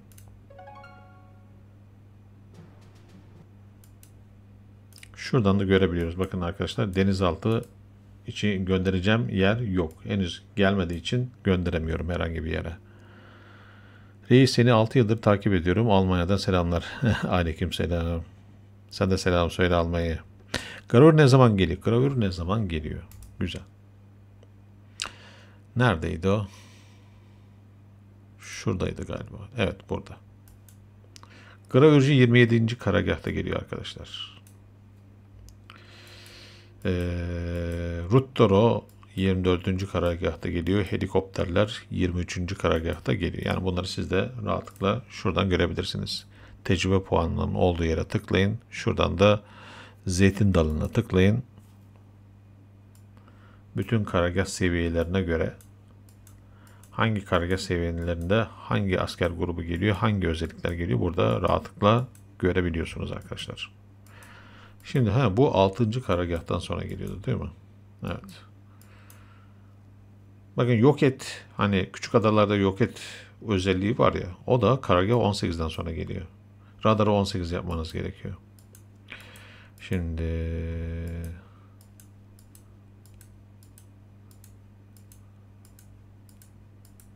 karargah Proto Birlik Atölyesi karargah 11'de geliyor. Savaş gemisi karargah 10'da geliyor.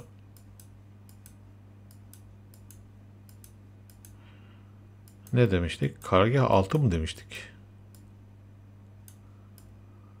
Evet, karargah 6 olduğundan itibaren herhangi bir time giriş yapabiliyorsunuz. Görüntüler geliyor. Evet, bumpas özelliği geliyor. Heykeltıraş geliyor. Vay, karargah 6'da bayağı çok şey geliyormuş ya, maşallah. Gelmeyen yok. Burada niye göstermedi? Karargah 6 nerede ya?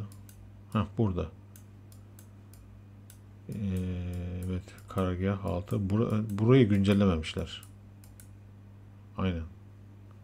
Birlik kombine taklit oyunu. Evet. Bu bölümü güncellememişler arkadaşlar. Yani mesela ne geliyordu şimdi? Amiral Battı oyunu ne zaman geliyordu? Karargah 6'dan itibaren geliyordu değil mi? Öyle olması lazım. Şurada yazıyordu. Evet. Karargah seviyesi 6'dan itibaren başlıyor. Ama orada Boom Beach kendi sayfasında, kendi oyun içerisindeki sayfasında o özelliği güncellememiş. O bilgiyi güncellememiş. Heykel kısmında bunu merak ediyordum. Ne alsam diye. Çok teşekkürler abi demiş, estağfurullah.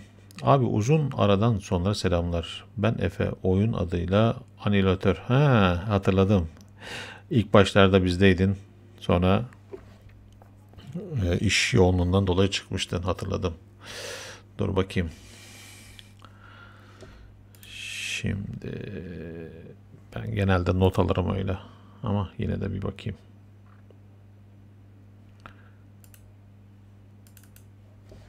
Evet.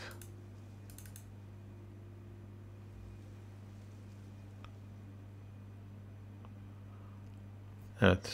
Efe işte burada. Eski oyuncular. Eski oyuncularda şurada sarı olarak işaretledim. Yeni oyuncular da burada. Evet. Ben genelde biliyorsunuz böyle isimleri not ederim. İsimleri unutmamak için. Zincir kıran. Zincir kıran. Aa, seni hatırlıyorum ben, zincir kıran. Evet. Bakalım başka nelerimiz var. Abi uzun ağ tamam. Efes'den bahs. Kahramanlar heykellerden etkileniyor mu? Hayır. Ha, etkileniyor. Tabii ki. Mesela şuradaki sağlık heykeli artı hasar heykelleri mesela, hemen bakalım. Örneğin Bullet'e bakalım. Gördüğünüz gibi Bullet'in normal sağlığı 49.250, heykel desteği sayesinde 32.000 daha ekleniyor. Buna 72, 49, 79, 80 kusur bin oluyor. Bakın sağlığı. Hasarı da 1800, 2800 ekleniyor. 3000, 4700, 4800 gibi bir şey oluyor. Yani 5000'e yakın oluyor. Bak, artı kısımlar heykel desteği arkadaşlar. Yani buradaki heykel destekleri ne kadar yüksekse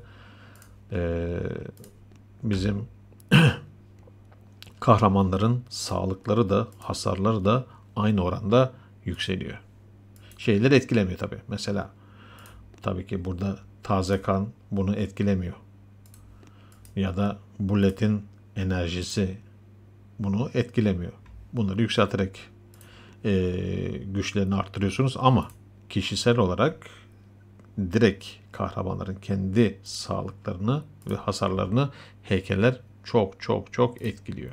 Tabii ki doğal olarak şeyleri de etkiliyor. Cephanelikteki bütün birlikler, hangi birlik olursa olsun buna proto birlikler de dahil. Örneğin bir tane proto birlik seçelim. Gördüğünüz üzere fırtına tankı. Sağlık 600, heykeller sayesinde 1400 geliyor. Hasarı 135, 218'de ekstra heykel sayesinde geliyor. Tabi yükseldikçe bu oranlar aynı oranda ne yapacaktır? Yükselecektir. Yani heykel destekleri her yerde işe yarıyor. Tabi buradaki heykel destekleri savaş gemisinde işe yaramıyor. Bunu bilin. Ama normal haritada bütün birliklerde işe yarıyor.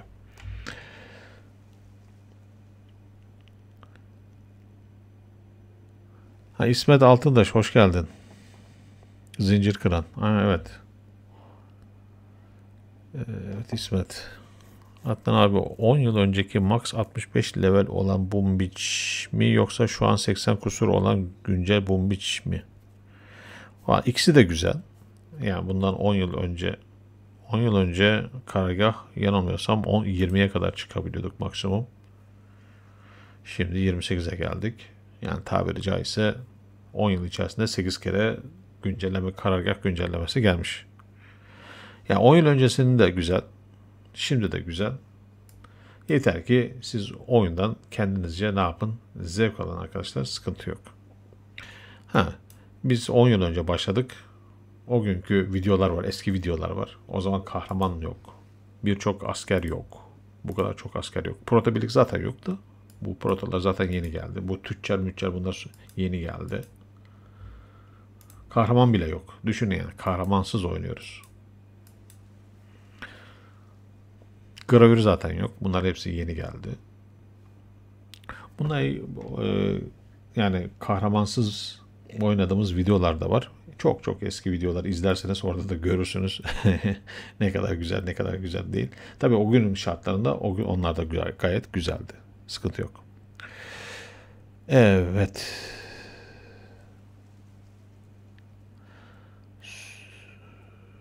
Duplex operasyonu ödül olarak kaç elmas veriyor? 29. Değişmiyor. Yani büyük operasyonlar hemen hemen aynı. İster büyük saldırı oynayın, isterse ondan sonraki neydi? Şuraya bir bakayım. Operasyon. Sahipsiz umut. Büyük saldırıyı bilmiyorum ama sahipsiz umut ve duplex operasyonları elmas olarak aynı şeyler veriyor arkadaşlar. Ödülleri veriyor. Yani ödül olarak aynı arkadaşlar. Abi bir de bazı köylere saldırı yapıp alamadığın zaman kalan saldırı hakkı 5-4 gibi uyarı çıkıyor. Bu gravürle alakalı bir durum. Hayır, gravürle alakalı bir durum değil. Yani 5 saldırı yaptın, 5'inde de alamadın ki benim öyle oldu. Ondan sonra saldıramıyorsun. Bilmiyorum, beklemek mi gerekiyor? Bir gün, 2 gün, 3 gün. Ondan sonra tekrardan saldırı hakkı veriyor mu, vermiyor mu bilmiyorum. Ha, benim oldu. Baktım uğraşamıyorum. Ne yaptım? Değiştirdim adayı. Yani biliyorsunuz, hep söylüyorum ya. Baktınız karşınızdaki ada güçlü bir ada. Ne yapın? Tıklayın. Yeni rakip bul deyin. Olsun bitsin. Duplex operasyon. Tamam, onu da dedik. Barış. Selamlar abi, iyi yayınlar. Aleykümselam. Benim ismim de duyurulara hala. Barış. Savaş gemisini oynuyor musun? Ya bu sezon oynamıyorum arkadaşlar. Proto'da klon piyade erler max mı? Şimdi işin ilginç yanı, kimilerine gelmiş kimilerine gelmemiş ama örneğin şurada protoları göstereyim. Bana hiçbir birlik maksimum gelmedi.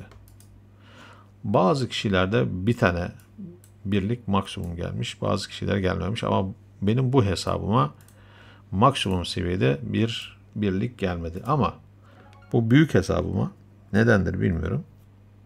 İlk proto birlik atölyesi, aman proto birlikler aktif olduğunda, geldiğinde, bakın ben daha karpuzcuları maksimum yapamadım. Ancak şimdi 28. seviyeye geleceğim ama ilk açar açmaz klon piyadeler maksimum seviyede olarak bana hediye olarak geldi. Bilmiyorum. Bazı kişiler bu şekilde gelmiş. Hatta bazı kişiler farklı birlikler bile gelmiş. Yani bana klon piyade geldiyse sana atıyorum ne gelmiş? Atıyorum neydi bunun adı? Mühendis gelmiş örneğin. Rastgele. Ya da başka bir birlik gelmiş. Bazılarında hiç gelmemiş. İşte benim hesaplarımda da gördünüz. Birinde var, birinde yok. Artık neye göre veriyorlar, neye göre geliyor bilmiyorum. Gelen var mı sizde? Sizde de benim max demişsin Yalçın. Bakma, Yalçın'a gelmiş.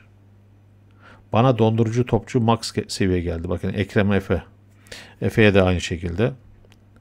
Bir tanesi, yani şu gelmiş büyük ihtimal. Şuradan tekrar bakalım. Dondurucu topçu dediğine göre hangisi oluyor? Şu. Evet. Bu Efe'ye maksimum seviye olarak gelmiş. Diğerleri birinci seviyede. Bana da klon piyadeler maksimum seviyede geldi. Diğerleri gördüğünüz üzere hep birinci seviyede. Bunları ben biraz yükselttim de ama şunlar yükselmedi. Hala duruyor. Bunlar birinci seviyede. Bilmiyorum yani neye göre bu hediyeler dağıtılmış bilgim yok arkadaşlar. Ama gördüğünüz üzere benim diğer hesabımda bütün protolar birinci seviye. Evet gençler, var mı aklınıza takılan başka bir şey? Sormak istediğiniz, merak ettiğiniz, yeni gelen oyuna ne yaptık? Oynadık. Artık ne yapacağız? Haritayı temizleyeceğiz. Harita temizledikçe bomba biriktireceğiz. Biriktirdiğimiz bombalarla ne yapacağız? Oynayacağız. Abi yaylım ateşiyle indirdiğin ada videosu gelir mi?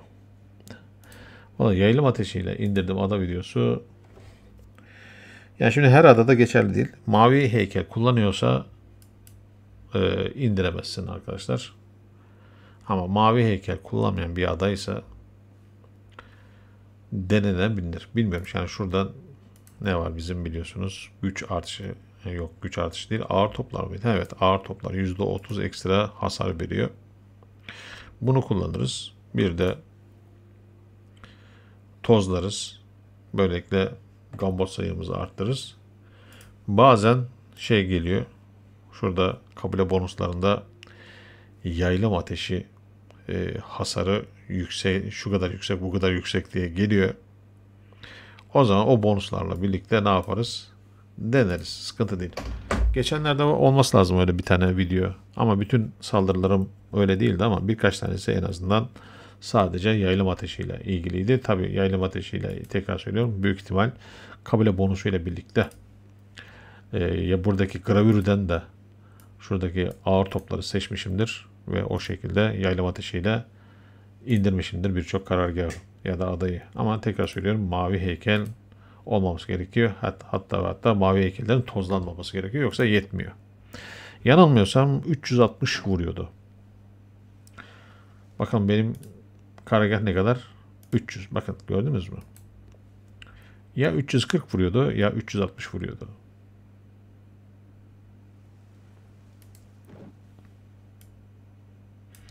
Bir deneyelim. Burada yok. Diğer hesapta deneyeyim. Ama mavi heykelin olmadığı bir ada bulmam lazım.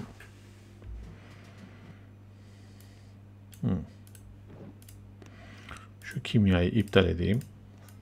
Ağır topları seçeyim. Burada bakın maksimum olmamış ama %27'lik bir ilave güç gelecek.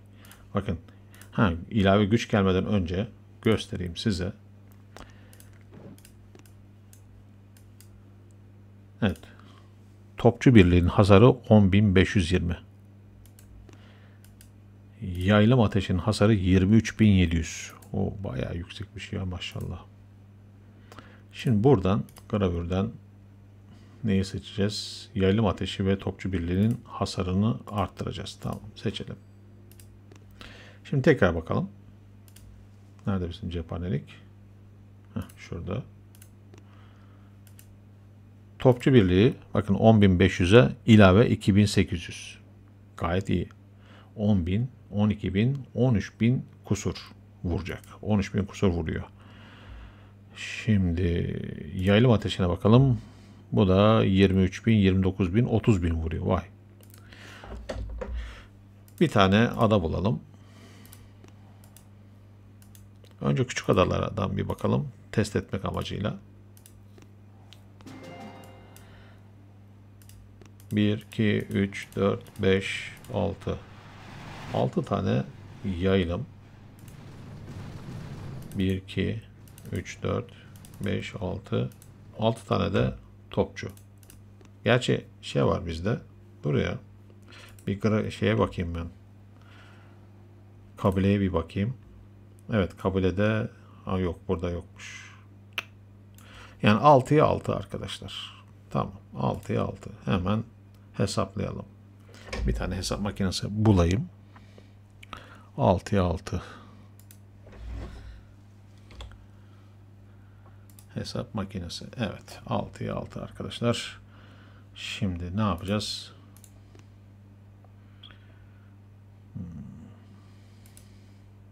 Benim hesap makinesini şuraya bir alayım. Göstereceğim şimdi size. Önce topçu birliğini hesaplayalım. 10.520. 10.520 artı 2.840. 2.840.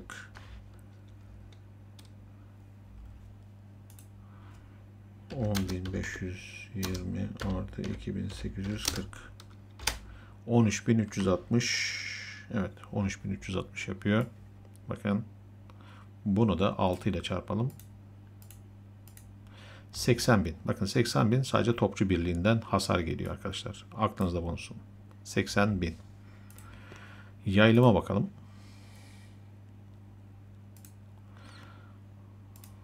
O 22.300 yapan 23.700 artı 6.399 6.399 o da 30.000 yapıyor. 30.000'i de 6 ile çarpalım. Pardon. Bölü 9 çarpı 6 180.000. 60.000 de orada vardı. 240.000. Evet, 240.000 vuruyor arkadaşlar. 240.000 vuruyor. Şimdi benim karargah ne kadardı? 300.000. Yani gördüğünüz gibi yaylım ateşiyle inmiyor.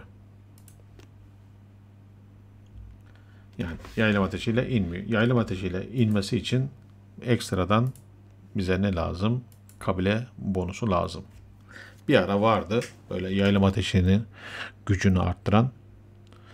O zaman birkaç tane adayı ne yapmıştık? Yaylım ateşiyle indirmiştik. Ama mevcut haliyle yaylım ateşiyle hiç mavi heykel olmadığı halde ne yapıyoruz arkadaşlar? Karargahı patlatamıyoruz. Bunu da öğrenmiş olduk. Evet. Abi yaylım ateşi ile indirdiğin ada videosu gelir mi? Çok darlamayın seni. Gizemli anıt yükselince ne gibi bonuslar veriyor? Güzel. Onu da hemen göstereyim size.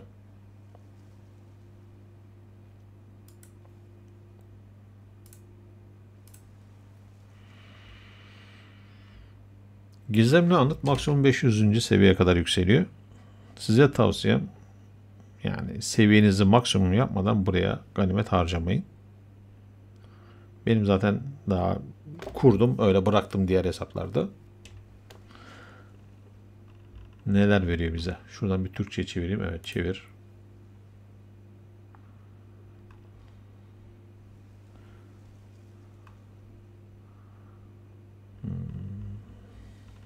Şurada bonuslar veriyor. Evet. Burayı değiştirmişler ya. Bakın, altın üretimini arttırıyor bir miktar. Odun üretimi, taş üretimi, demir üretimi, kaynak üretimi, inşaat hızlandırma, cephanelik yükseltmelerin hızlandırılması, heykel üretimin hızlandırılması, heykel kalitesinin arttırılması gibi farklı farklı ödüller var. Çok da yüksek değil. Ama maksimum seviyeye geldiğinde %5, %10 gibi fark ediyor anlaşılan. Maksimum yüzdelik dilimleri. Evet, %18'e kadar çıkıyor odun üretimi, taş üretimi. İnşaatçı hızlandırması %10. Ama bu 500. seviyeye geldiğinizde karşınıza gelecek bonuslar. Bilginiz olsun. Yani farklı farklı üretimlerin arttırılmasını sağlıyor. Ekstra bonuslar veriyor ama 500. seviyeye geldiğinizde bu kadar yüksek bonuslara sahip oluyorsunuz. Yani 500. seviyeye gelmek bilmiyorum ne kadar sürer. Ben daha hiç başlamadım bile. Birinci seviyedeyim. Yani adayı maksimum seviyeye çıkarmadığım sürece ganimetlerimi buraya harcamam. Aynı zamanda bakın, burada da çok dikkat edin. Odun, taş, demir, altın harcayın. Asla elmas harcayarak yükseltme yapmayın. Hele hele, yani aklınızı yemiş olmanız lazım. Toz harcayarak asla ve asla yükseltmeye vermeyin. Kristal harcayarak asla ve asla yükseltmeye vermeyin. Mümkün olduğunca odun, taş, demir, altın. Diyelim ki bu şuradaki bonuslar rastgele geliyor. Yani yükseltme kaynakları rastgele geliyor. Odun yok, taş yok, demir yok, altın yok. Ne yapacağım? Çok basit. Elmasınız varsa, ki hemen şuradan yenile diyeceksiniz. 20 elmas harcayacaksınız. Ekran yenilenecek. Bonus kaynaklar yenilenecek. Ve ondan sonra elinizdeki kaynaklara göre ne yaparsınız? Harcama yaparak yükseltme gerçekleştirirsiniz. Evet. 30 seviye için hangi birlik önerirsin? 30 seviye. Yani 30 seviye karargah kaç oluyor? Yani şöyle söyleyeyim size arkadaşlar. Karargah 18'e kadar ağır silahlı Zoka ya da Zoka ile ilerleyin. Ondan sonra yavaş yavaş savaşçı oynayın, tank oynayın. Özellikle tankları sağlıkçılarla birlikte oynayın. O zaman çok işinize yarar. Ama 18. karargaha kadar ağır silahlı Zoka ikilisi, yanına da kahraman olarak yerine göre yüzbaşının böceklerini alırsınız. Yerine göre Kava'nın taze kanını alırsınız.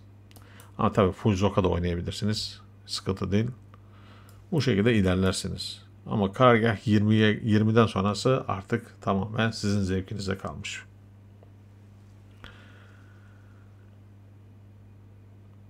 Amiral Battı'nın ödülleri çok iyi. Kesinlikle Efe. Harika. Sınırsız inşaatçı gelmiş. Yani sınırsız inşaatçı yani. İstediğiniz kadar yükseltin. Bir de %100 kaynak ödülü gelmiş. Yani şuradaki kaynak ödülünü tozladığınızı düşünün. Orada jeton karşılığında bir haftalık, hem de bir haftalığına, bir günlüğüne de değil.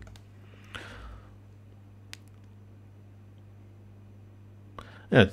Yani o videoyu izlemişsin. Tabii bu, tekrar söylüyorum, kabile bonuslarıyla alakalı. Kabile bonusları sayesinde mavi heykeli olmayan bir yeri sadece yaylım ve top atışıyla indirdim. O videoda da izlemişsiniz zaten. Yani savunma önemli. Bakın savunma gerçekten çok önemli. Önemli olan nasıl savundunuz? Heykellerinizi nasıl dizdiniz? Pardon, heykeller diyorum. Savunmayı nasıl dizdiniz? Eğer savunma oynuyorsanız. Yani 10 tane heykel var ama rastgele bir savunma yapmış. Mesela benim şu ada. Ben bu adaya 12 tane heykel koysam inanın hiçbir işe yaramaz. Hatta o 12 heykeli tozlasam inanın hiçbir işe yaramaz. Adam zokayla ya da savaşıyla anında patlatır. Yani şu dizilim dandik bir dizilim. Ben savunmaya önem vermediğim için rastgele dizdim bıraktım. Oyunun başından beri benim ada dizilimim bu. Hiç güncellemedim dizilimi. Evet. Ha evet 10 gün sürüyor değil mi bu? Eyvah. Aynen ya. Burası 10 gün sürüyor. Bugün ayın kaçı? 13'ü. 10 gün sonra 23'ü olacak. Tüh. Ha bu buradaki ödüller kalacak mı kalmayacak mı? Ha bakalım. Onu göreceğiz. Bakın 10 gün sonra tamam şuradaki Amiral Battı etkinliği bitecek ama elde ettiğimiz jetonlar burada gözükecek mi gözükmeyecek mi? Mesela şuraya tıklıyoruz ya. Kötülük dükkanı. Bakın burada kötülük dükkanı var. Yandaki tuşuna bastığımızda da sonar dükkanı karşımıza geliyor. Buradaki sonar dükkanı da 10 gün sonra gidecek mi, gitmeyecek mi yoksa buradaki dükkan sürekli açık mı kalacak onu göreceğiz. Eğer sürekli açık kalırsa biriktirdiğiniz jetonları nerede harcarsanız kesinlikle ve kesinlikle yengeçte harcarsınız. Onu da göreceğiz. 10 gün sonra göreceğiz. Savunmanın ne kadar? Proto Birlik Atölyesi max kaç? Max kaç? Proto Birlik Atölyesi nerede? Şurada.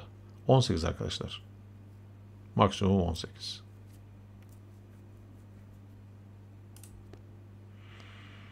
Ve bütün birlikler. Ha bakın. Size güzel bir tüyo. Normalde maksimum 22 gemi yükleyebiliyorsunuz. Ya da depolayabiliyorsunuz. Hemen şuradan proto birliklere geleyim. Şuradan alayım. Bu da küçük bir tüyo olsun size. Biliyorsunuzdur ama bilmeyenler varsa onlar için tüyo olsun. Bütün birlikleri yerleştirin. Tabi anında eğitimi yoksa bu sıkıntı ama ben de anında eğitim olduğu için sıkıntı değil. Yani maksimum 22 gemi üretebiliyorsunuz ama biz 22 geminin üzerine çıkacağız şimdi. İzleyin. 22 gemi mi? Zaten 8 tanesini yerleştirdik. 22 de kendisi olacak. Toplam 30. Bak. Kuyruğa alıyorum bunları. Tabii günlük zaten maksimum 16. Ha bir de 16 tane ne oldu? 22 etti mi? Etti. Çok güzel, çok güzel, çok güzel. Bakın 22'ye 22 yaptım. Normalde 16 tane yapıyor. En fazla bir sonraki etkinliğe kadar bir kullanmasanız 22 gemi. Ama benim burada 8 tane de gemim var. Şimdi bak gemileri neyle? Meşaleyle yüklüyorum. Herhangi bir saldırı yapmadığım için benim o sağlıkçılar kaldı. Bakın 30 gemi. Artık 22 değil 30. 30'un üzerine çıkamıyorsunuz. Yani bu şekilde al gülüm ver gülüm yaparak bütün proto birliklerinizi 30 gemilik ne yapabilirsiniz? Depolayabilirsiniz arkadaşlar. Bilginiz olsun.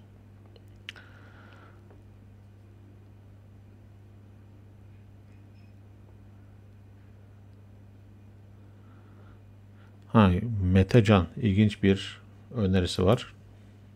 8 gemi var. 4 gemiyi sağa, 4 gemiyi sola yönlendirelim ve 2 farklı işaret fişeği atalım. Olabilir. Ama o zaman da çok enerji harcarsın. Olsun. Değişik bir fikir, ilginç bir fikir. Onur Haspolat. Abi iyi yayınlar demişsin. Sağ ol. Hoş geldin. Tuğra Yıldırım. 28 level hesabım var. Hangi klana gelebilirim? 28 level. Level. Ha. Buradaki tecrübe puanı mı 28? Karargah mı 28? Tecrübe puanı 28 ise düşük bir klana gidebilirsin. Yan sanayimiz var. Onu kabul ederler mi etmezler mi bilmiyorum. Bakın tekrardan bizim yan sanayimiz var. Eski sanayi. Ha, gülücük işareti de var sonunda. Unutmayın.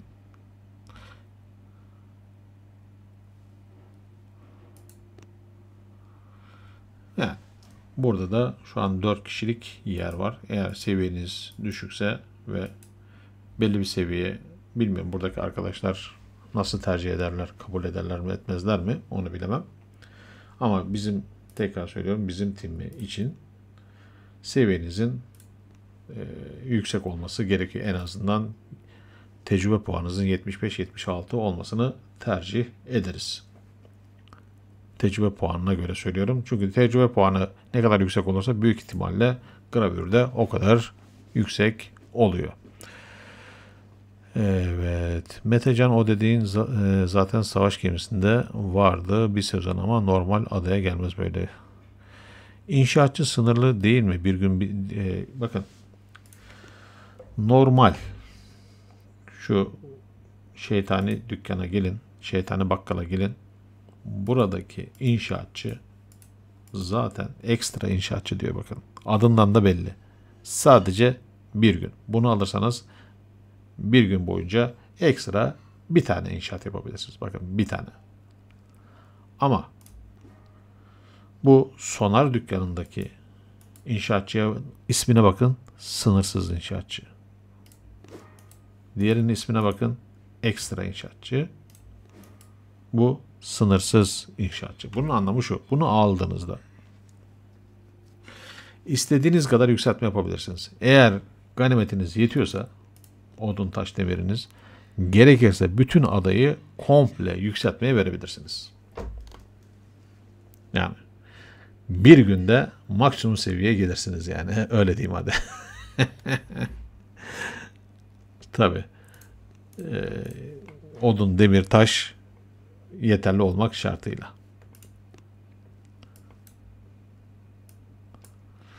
Şimdi savaş gemisi mi? Savaş gemisini çok oynamıyorum ya. Ama yine de bir iki el yapalım. Hadi en azından bir sandık açayım.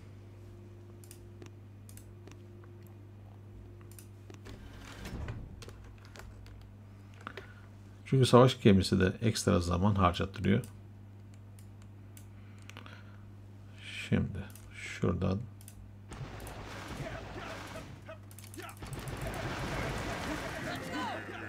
let's go, let's go, let's go.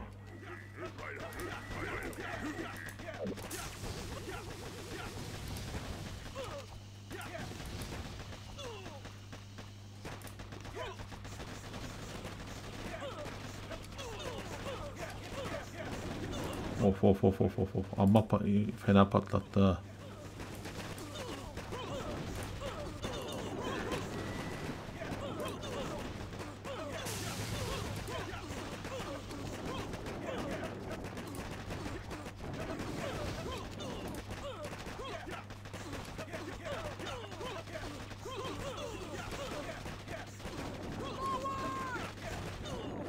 Olay bu.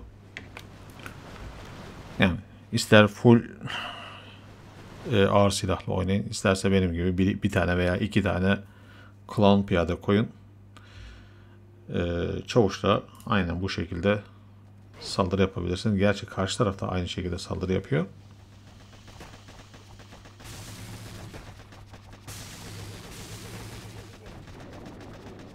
Buradaki arkadaş savaşçı kullanmış. Savaşçılarla saldırmayın arkadaşlar. Zaten Simo sağ olsun güzel güzel indiriyor onları.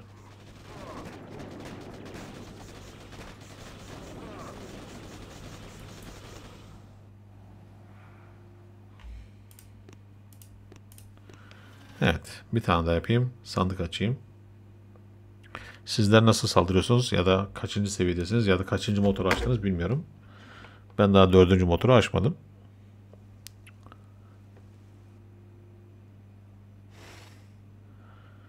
İki heykeli aynı anda üretmiyor. Sadece sıraya koyuyor. Şimdi gösteririm ben onu size.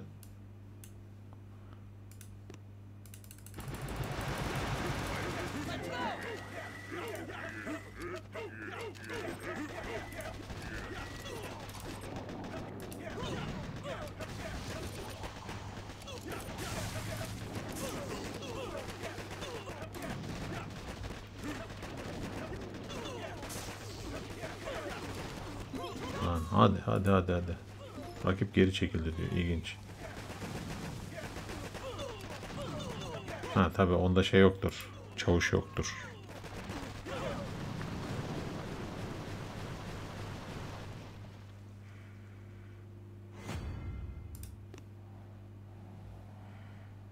Aa, bir tane daha. Hadi bir saldırı daha.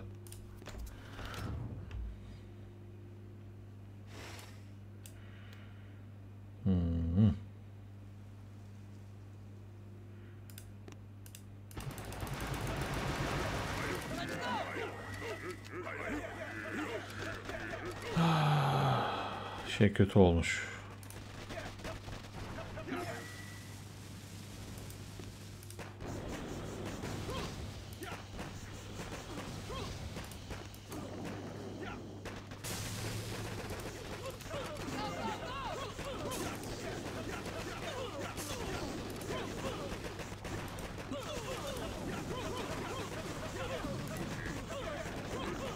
Lan çavuş gitme, çavuş gitme.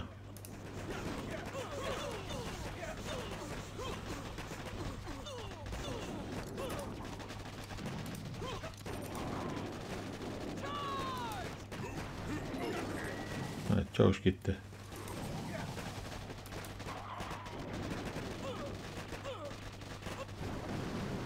Evet. Karşı tarafa bir izleyelim bakalım o nasıl saldırı yapıyor. Evet. Bakalım. Ha, bu direkt nasıl yapmış? Allah Allah. Hem direkt saldırıyı seçmiş hem yürüyerek, ilerleyerek saldırıyı seçmiş. Karma bir şekilde saldırıyı seçmiş. Yok buradan ilerleyemez.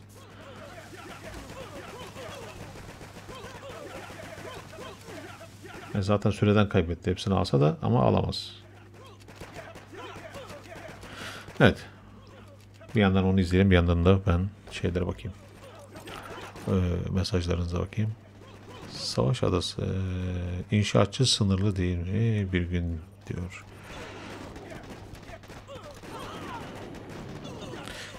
İnşaatçı. Şimdi bakın. 2 tane inşaatçı vardı. Biri normal ekstra inşaatçı. Diğeri sınırsız inşaatçı. Ama her ikisi de bir gün süreyle geçerli. Ekstra inşaatçıda bir tane binayı yükseltiyorsunuz. Bir gün boyunca o bina yükselmeye devam ediyor. Ama o binanın yükseltmesi biterse daha gün bitmediği için tekrardan bir tane daha. Sadece bir yükseltme daha yapabilirsin. Ama sınırsız inşaatçıda aynı anda 10 tane binayı yükseltebilirsiniz. Ya da tareti yükseltebilirsiniz. Aradaki fark o. Ama yine süre olarak bir gün süre için geçerli bu. Bir gün içerisinde ekstra inşaatçı alırsanız bir tane ekstradan tareti yükseltirsiniz. Ama sınırsız inşaatçıyı alırsanız gerekirse 10 tane tareti aynı anda yükseltmeye verebilirsiniz 24 saat içerisinde. Evet, bol bol ödüllerimizi topladık. Ne yapalım? Buradan nereye gidiyoruz? Nereye gidiyorsunuz? Kavan'a mı gidiyorsunuz? Genelde Kavan'a gitmişlerdir ya. Şu ağır silahlı hayranı Zoka var. Zoka'nın yanına gitmişlerdir. Neyi aşmışlardır? Birlik hasarını aşmışlar. Birlik hasarı önemli. Burada ne var? İşimize yaramayan bir işlem. Bu kötü olmuş. Ama mutlaka açacağız. O zaman ne açacağız? Ha, mekayı açarız buradan. Tamam. Evet, buradan da mekayı seçeriz. Evet. Parti hoparlörü nasıl alınıyor? Güzel soru.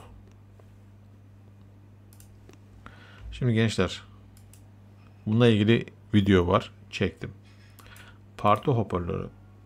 Örneğin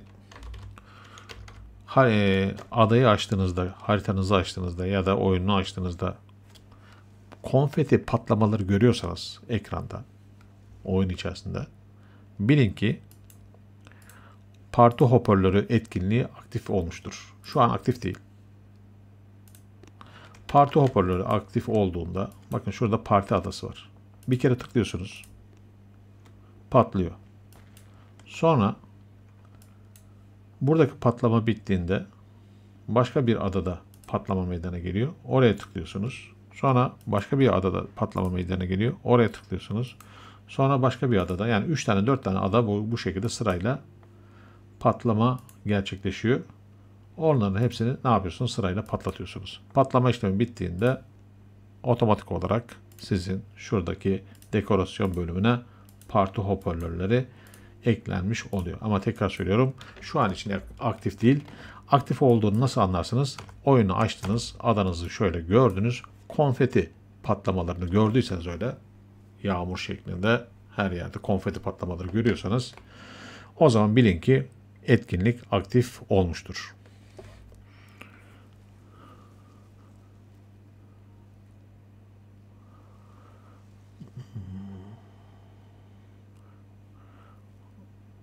Sonar dükkanındaki heykel bölmesi iki heykeli aynı anda. Dur.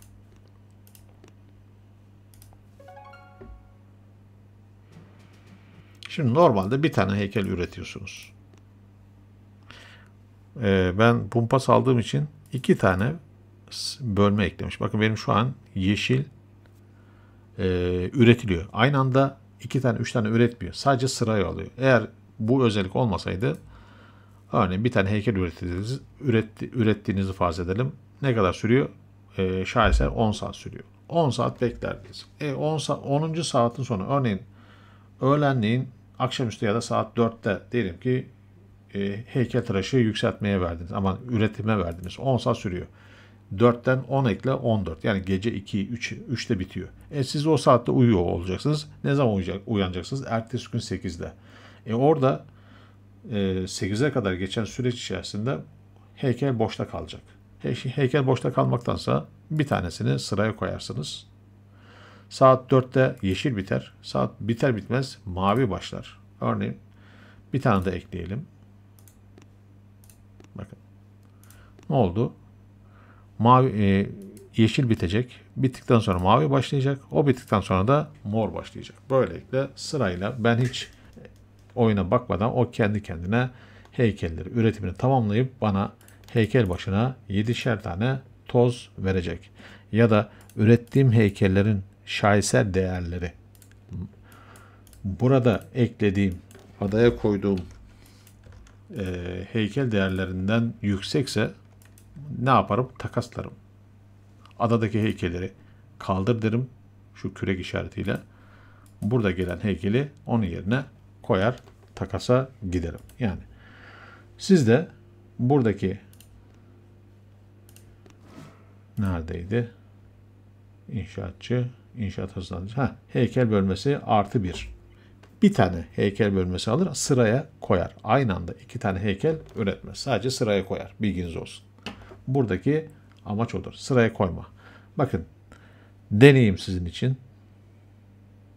400 tanesini harcıyorum. Onayla diyorum. Bakalım. Zaten benim Bumpas'tan dolayı 2 tane vardı. Bir tane de böyle geldi. 3. Ne koyayım ona? Artık şaheser kalmadığına göre şuradan bir tane ne koyalım? Kırmızı koyayım hadi. Bakın, şaheser olmadığına göre muhafız üreteceğim artık. Gördüğünüz gibi. 3 tane heykel sırada. Bir tanesi üretiliyor. Diğerleri sırada bekliyor. Yeşil bitecek, mavi başlayacak. Mavi bitecek, mor başlayacak. Mor bitecek, kırmızı başlayacak. Yani bu şekilde ne yaparsınız? Sıraya koyarsınız ama jetonu da harcarsınız. Ben de ne yaptım? 400 tane jetonu harcadım. Ay. 4 seviye motordayım. Nasıl bir saldırı izleyeyim? Bilmiyorum ki Furkan. Ben daha 4. motoru açmadım bile. Şimdi 4. motorda ne var?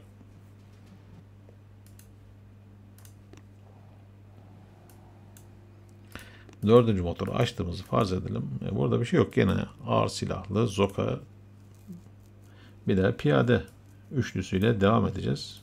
Ya da bombacı ile devam edeceğiz. Ama çavuş yerine ne kullanacağız? Kavan mı kullanacağız? Çavuş da kullanmaya devam edebiliriz. İlave olarak şuraya bir zoka ilave edebiliriz. Bilmiyorum. Hadi bir deneyelim bakalım. 4. motor burada. Ana bir de bunları düzenlemek gerekiyor değil mi? Neyse. Hadi seni şuraya alayım. Şimdilik orada geçici olarak dursun. Evet. Yani kavan alırım mecbur. Şimdi sıkıntı şu. Kavanla mı oynayacağız? Yoksa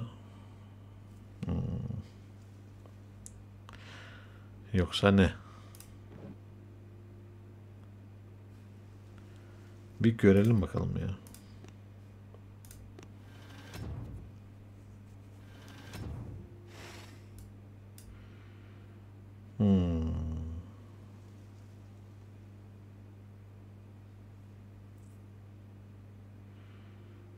Bilmiyorum. Enerji yetmeyebilir. Yani 4 tane motora çavuşla direkt saldırmaya enerji yetmeyebilir. Enerji yetmeyecekse 4 motoru olanlar nasıl saldırıyor arkadaşlar?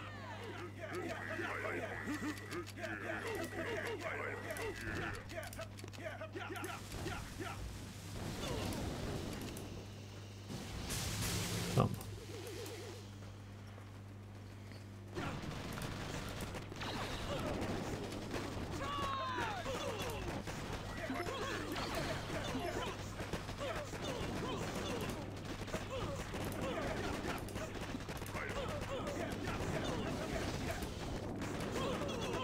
Vallahi enerji yetmeyebilir ya da askerlerin canı yetmeyebilir.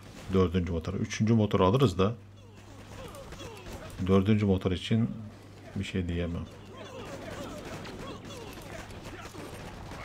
Hadi canımsın benim. Hadi yavrum be. Hadi yavrum benim be.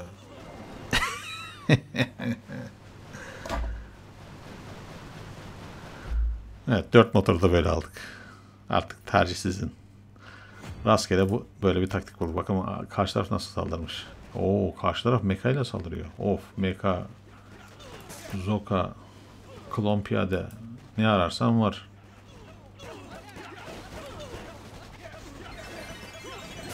Oo, bir de şey de var. O şeyler de var. Diğer zoka. Tamamdır. Yani bu şekilde yapabilirsiniz. Ben rastgele sıraladım ha. Yani tamamen farazi. Siz kendinize göre savunma yapın. Şimdi ben 15'teyim. 5 açık. Telefondan oynadığım için siz kullanamıyorum. Sağlıklı şekilde biraz Allah'a emanet dönüyor savaşlar. Yani bakın, savaş gemisi etkinliğini şeyle karıştırmayın. Normal ada saldırılarıyla karıştırmayın. Burada sınırlı bir yetki var. Ne bileyim, yetenek var ya da size sunulan birlikler var. Size sunulan savunmalar var. Artık ona göre siz kendi stratejinizi kendiniz belirleyip saldırırsınız. Bazen başarılı olursunuz, bazen başarısız olursunuz. Bazen üst üste 5 kere 10 kere başarılı olursunuz. Sonra bazen 5 kere 10 kere üst üste kaybedersiniz. Yani böyle ilginç bir oyun bu. Bunun seviyesi de yok biliyorsunuz. Yani 10. karargahtan itibaren ister karargahınız 10 olsun, isterseniz 28 olsun. Herkes eşit şekilde burada oynuyor. Tamamıyla sizin sabrınıza kalmış bir oyun bu arkadaşlar. Evet. Aleyküm selam. Ey vatandaşlar, iyi seyirler dilerim. İyi yayınlar abi. Teşekkürler. Eyüp, hoş geldin.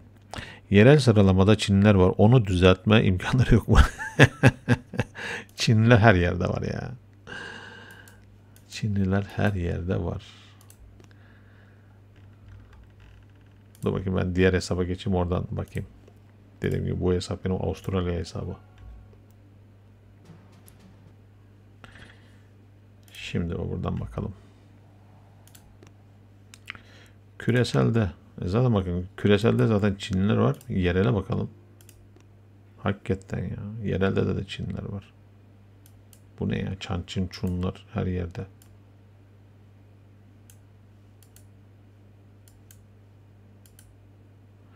Şey de olabilir ha.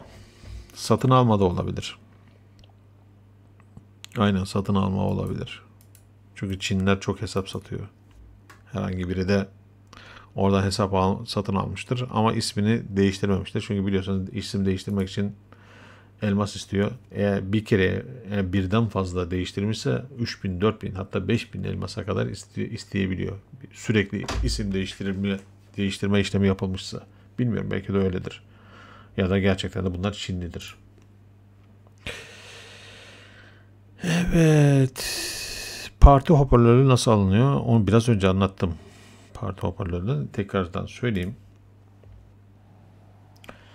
Adayı açtınız bu şekilde.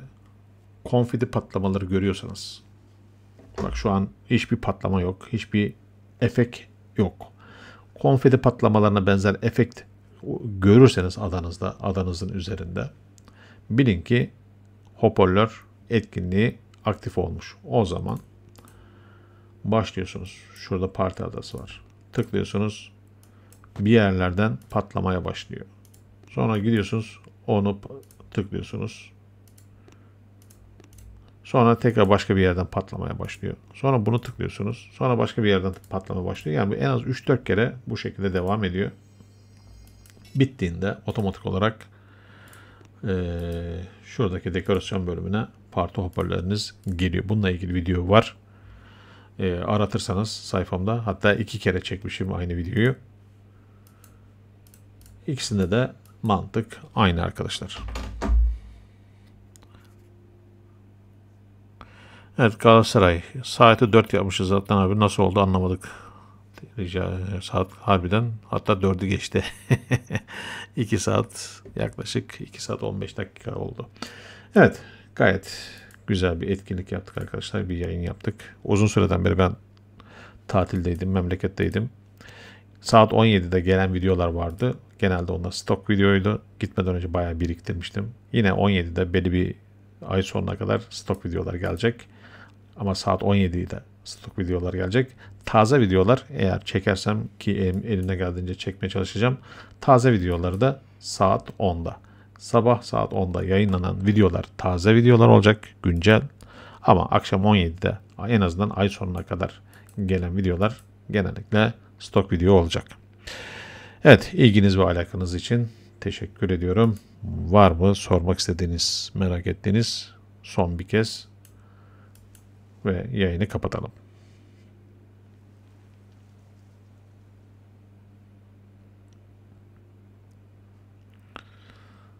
Evet.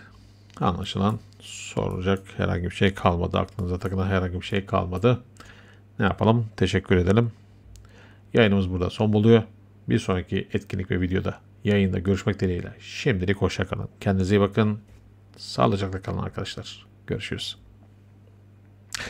Sonraki yayın ne zaman? Hafta sonu yaparız. Cumartesi ya da pazar, duruma göre, o anki müsaitliğime göre hafta sonu yine bu şekilde bir canlı yayın yaparız arkadaşlar. Sıkıntı yok.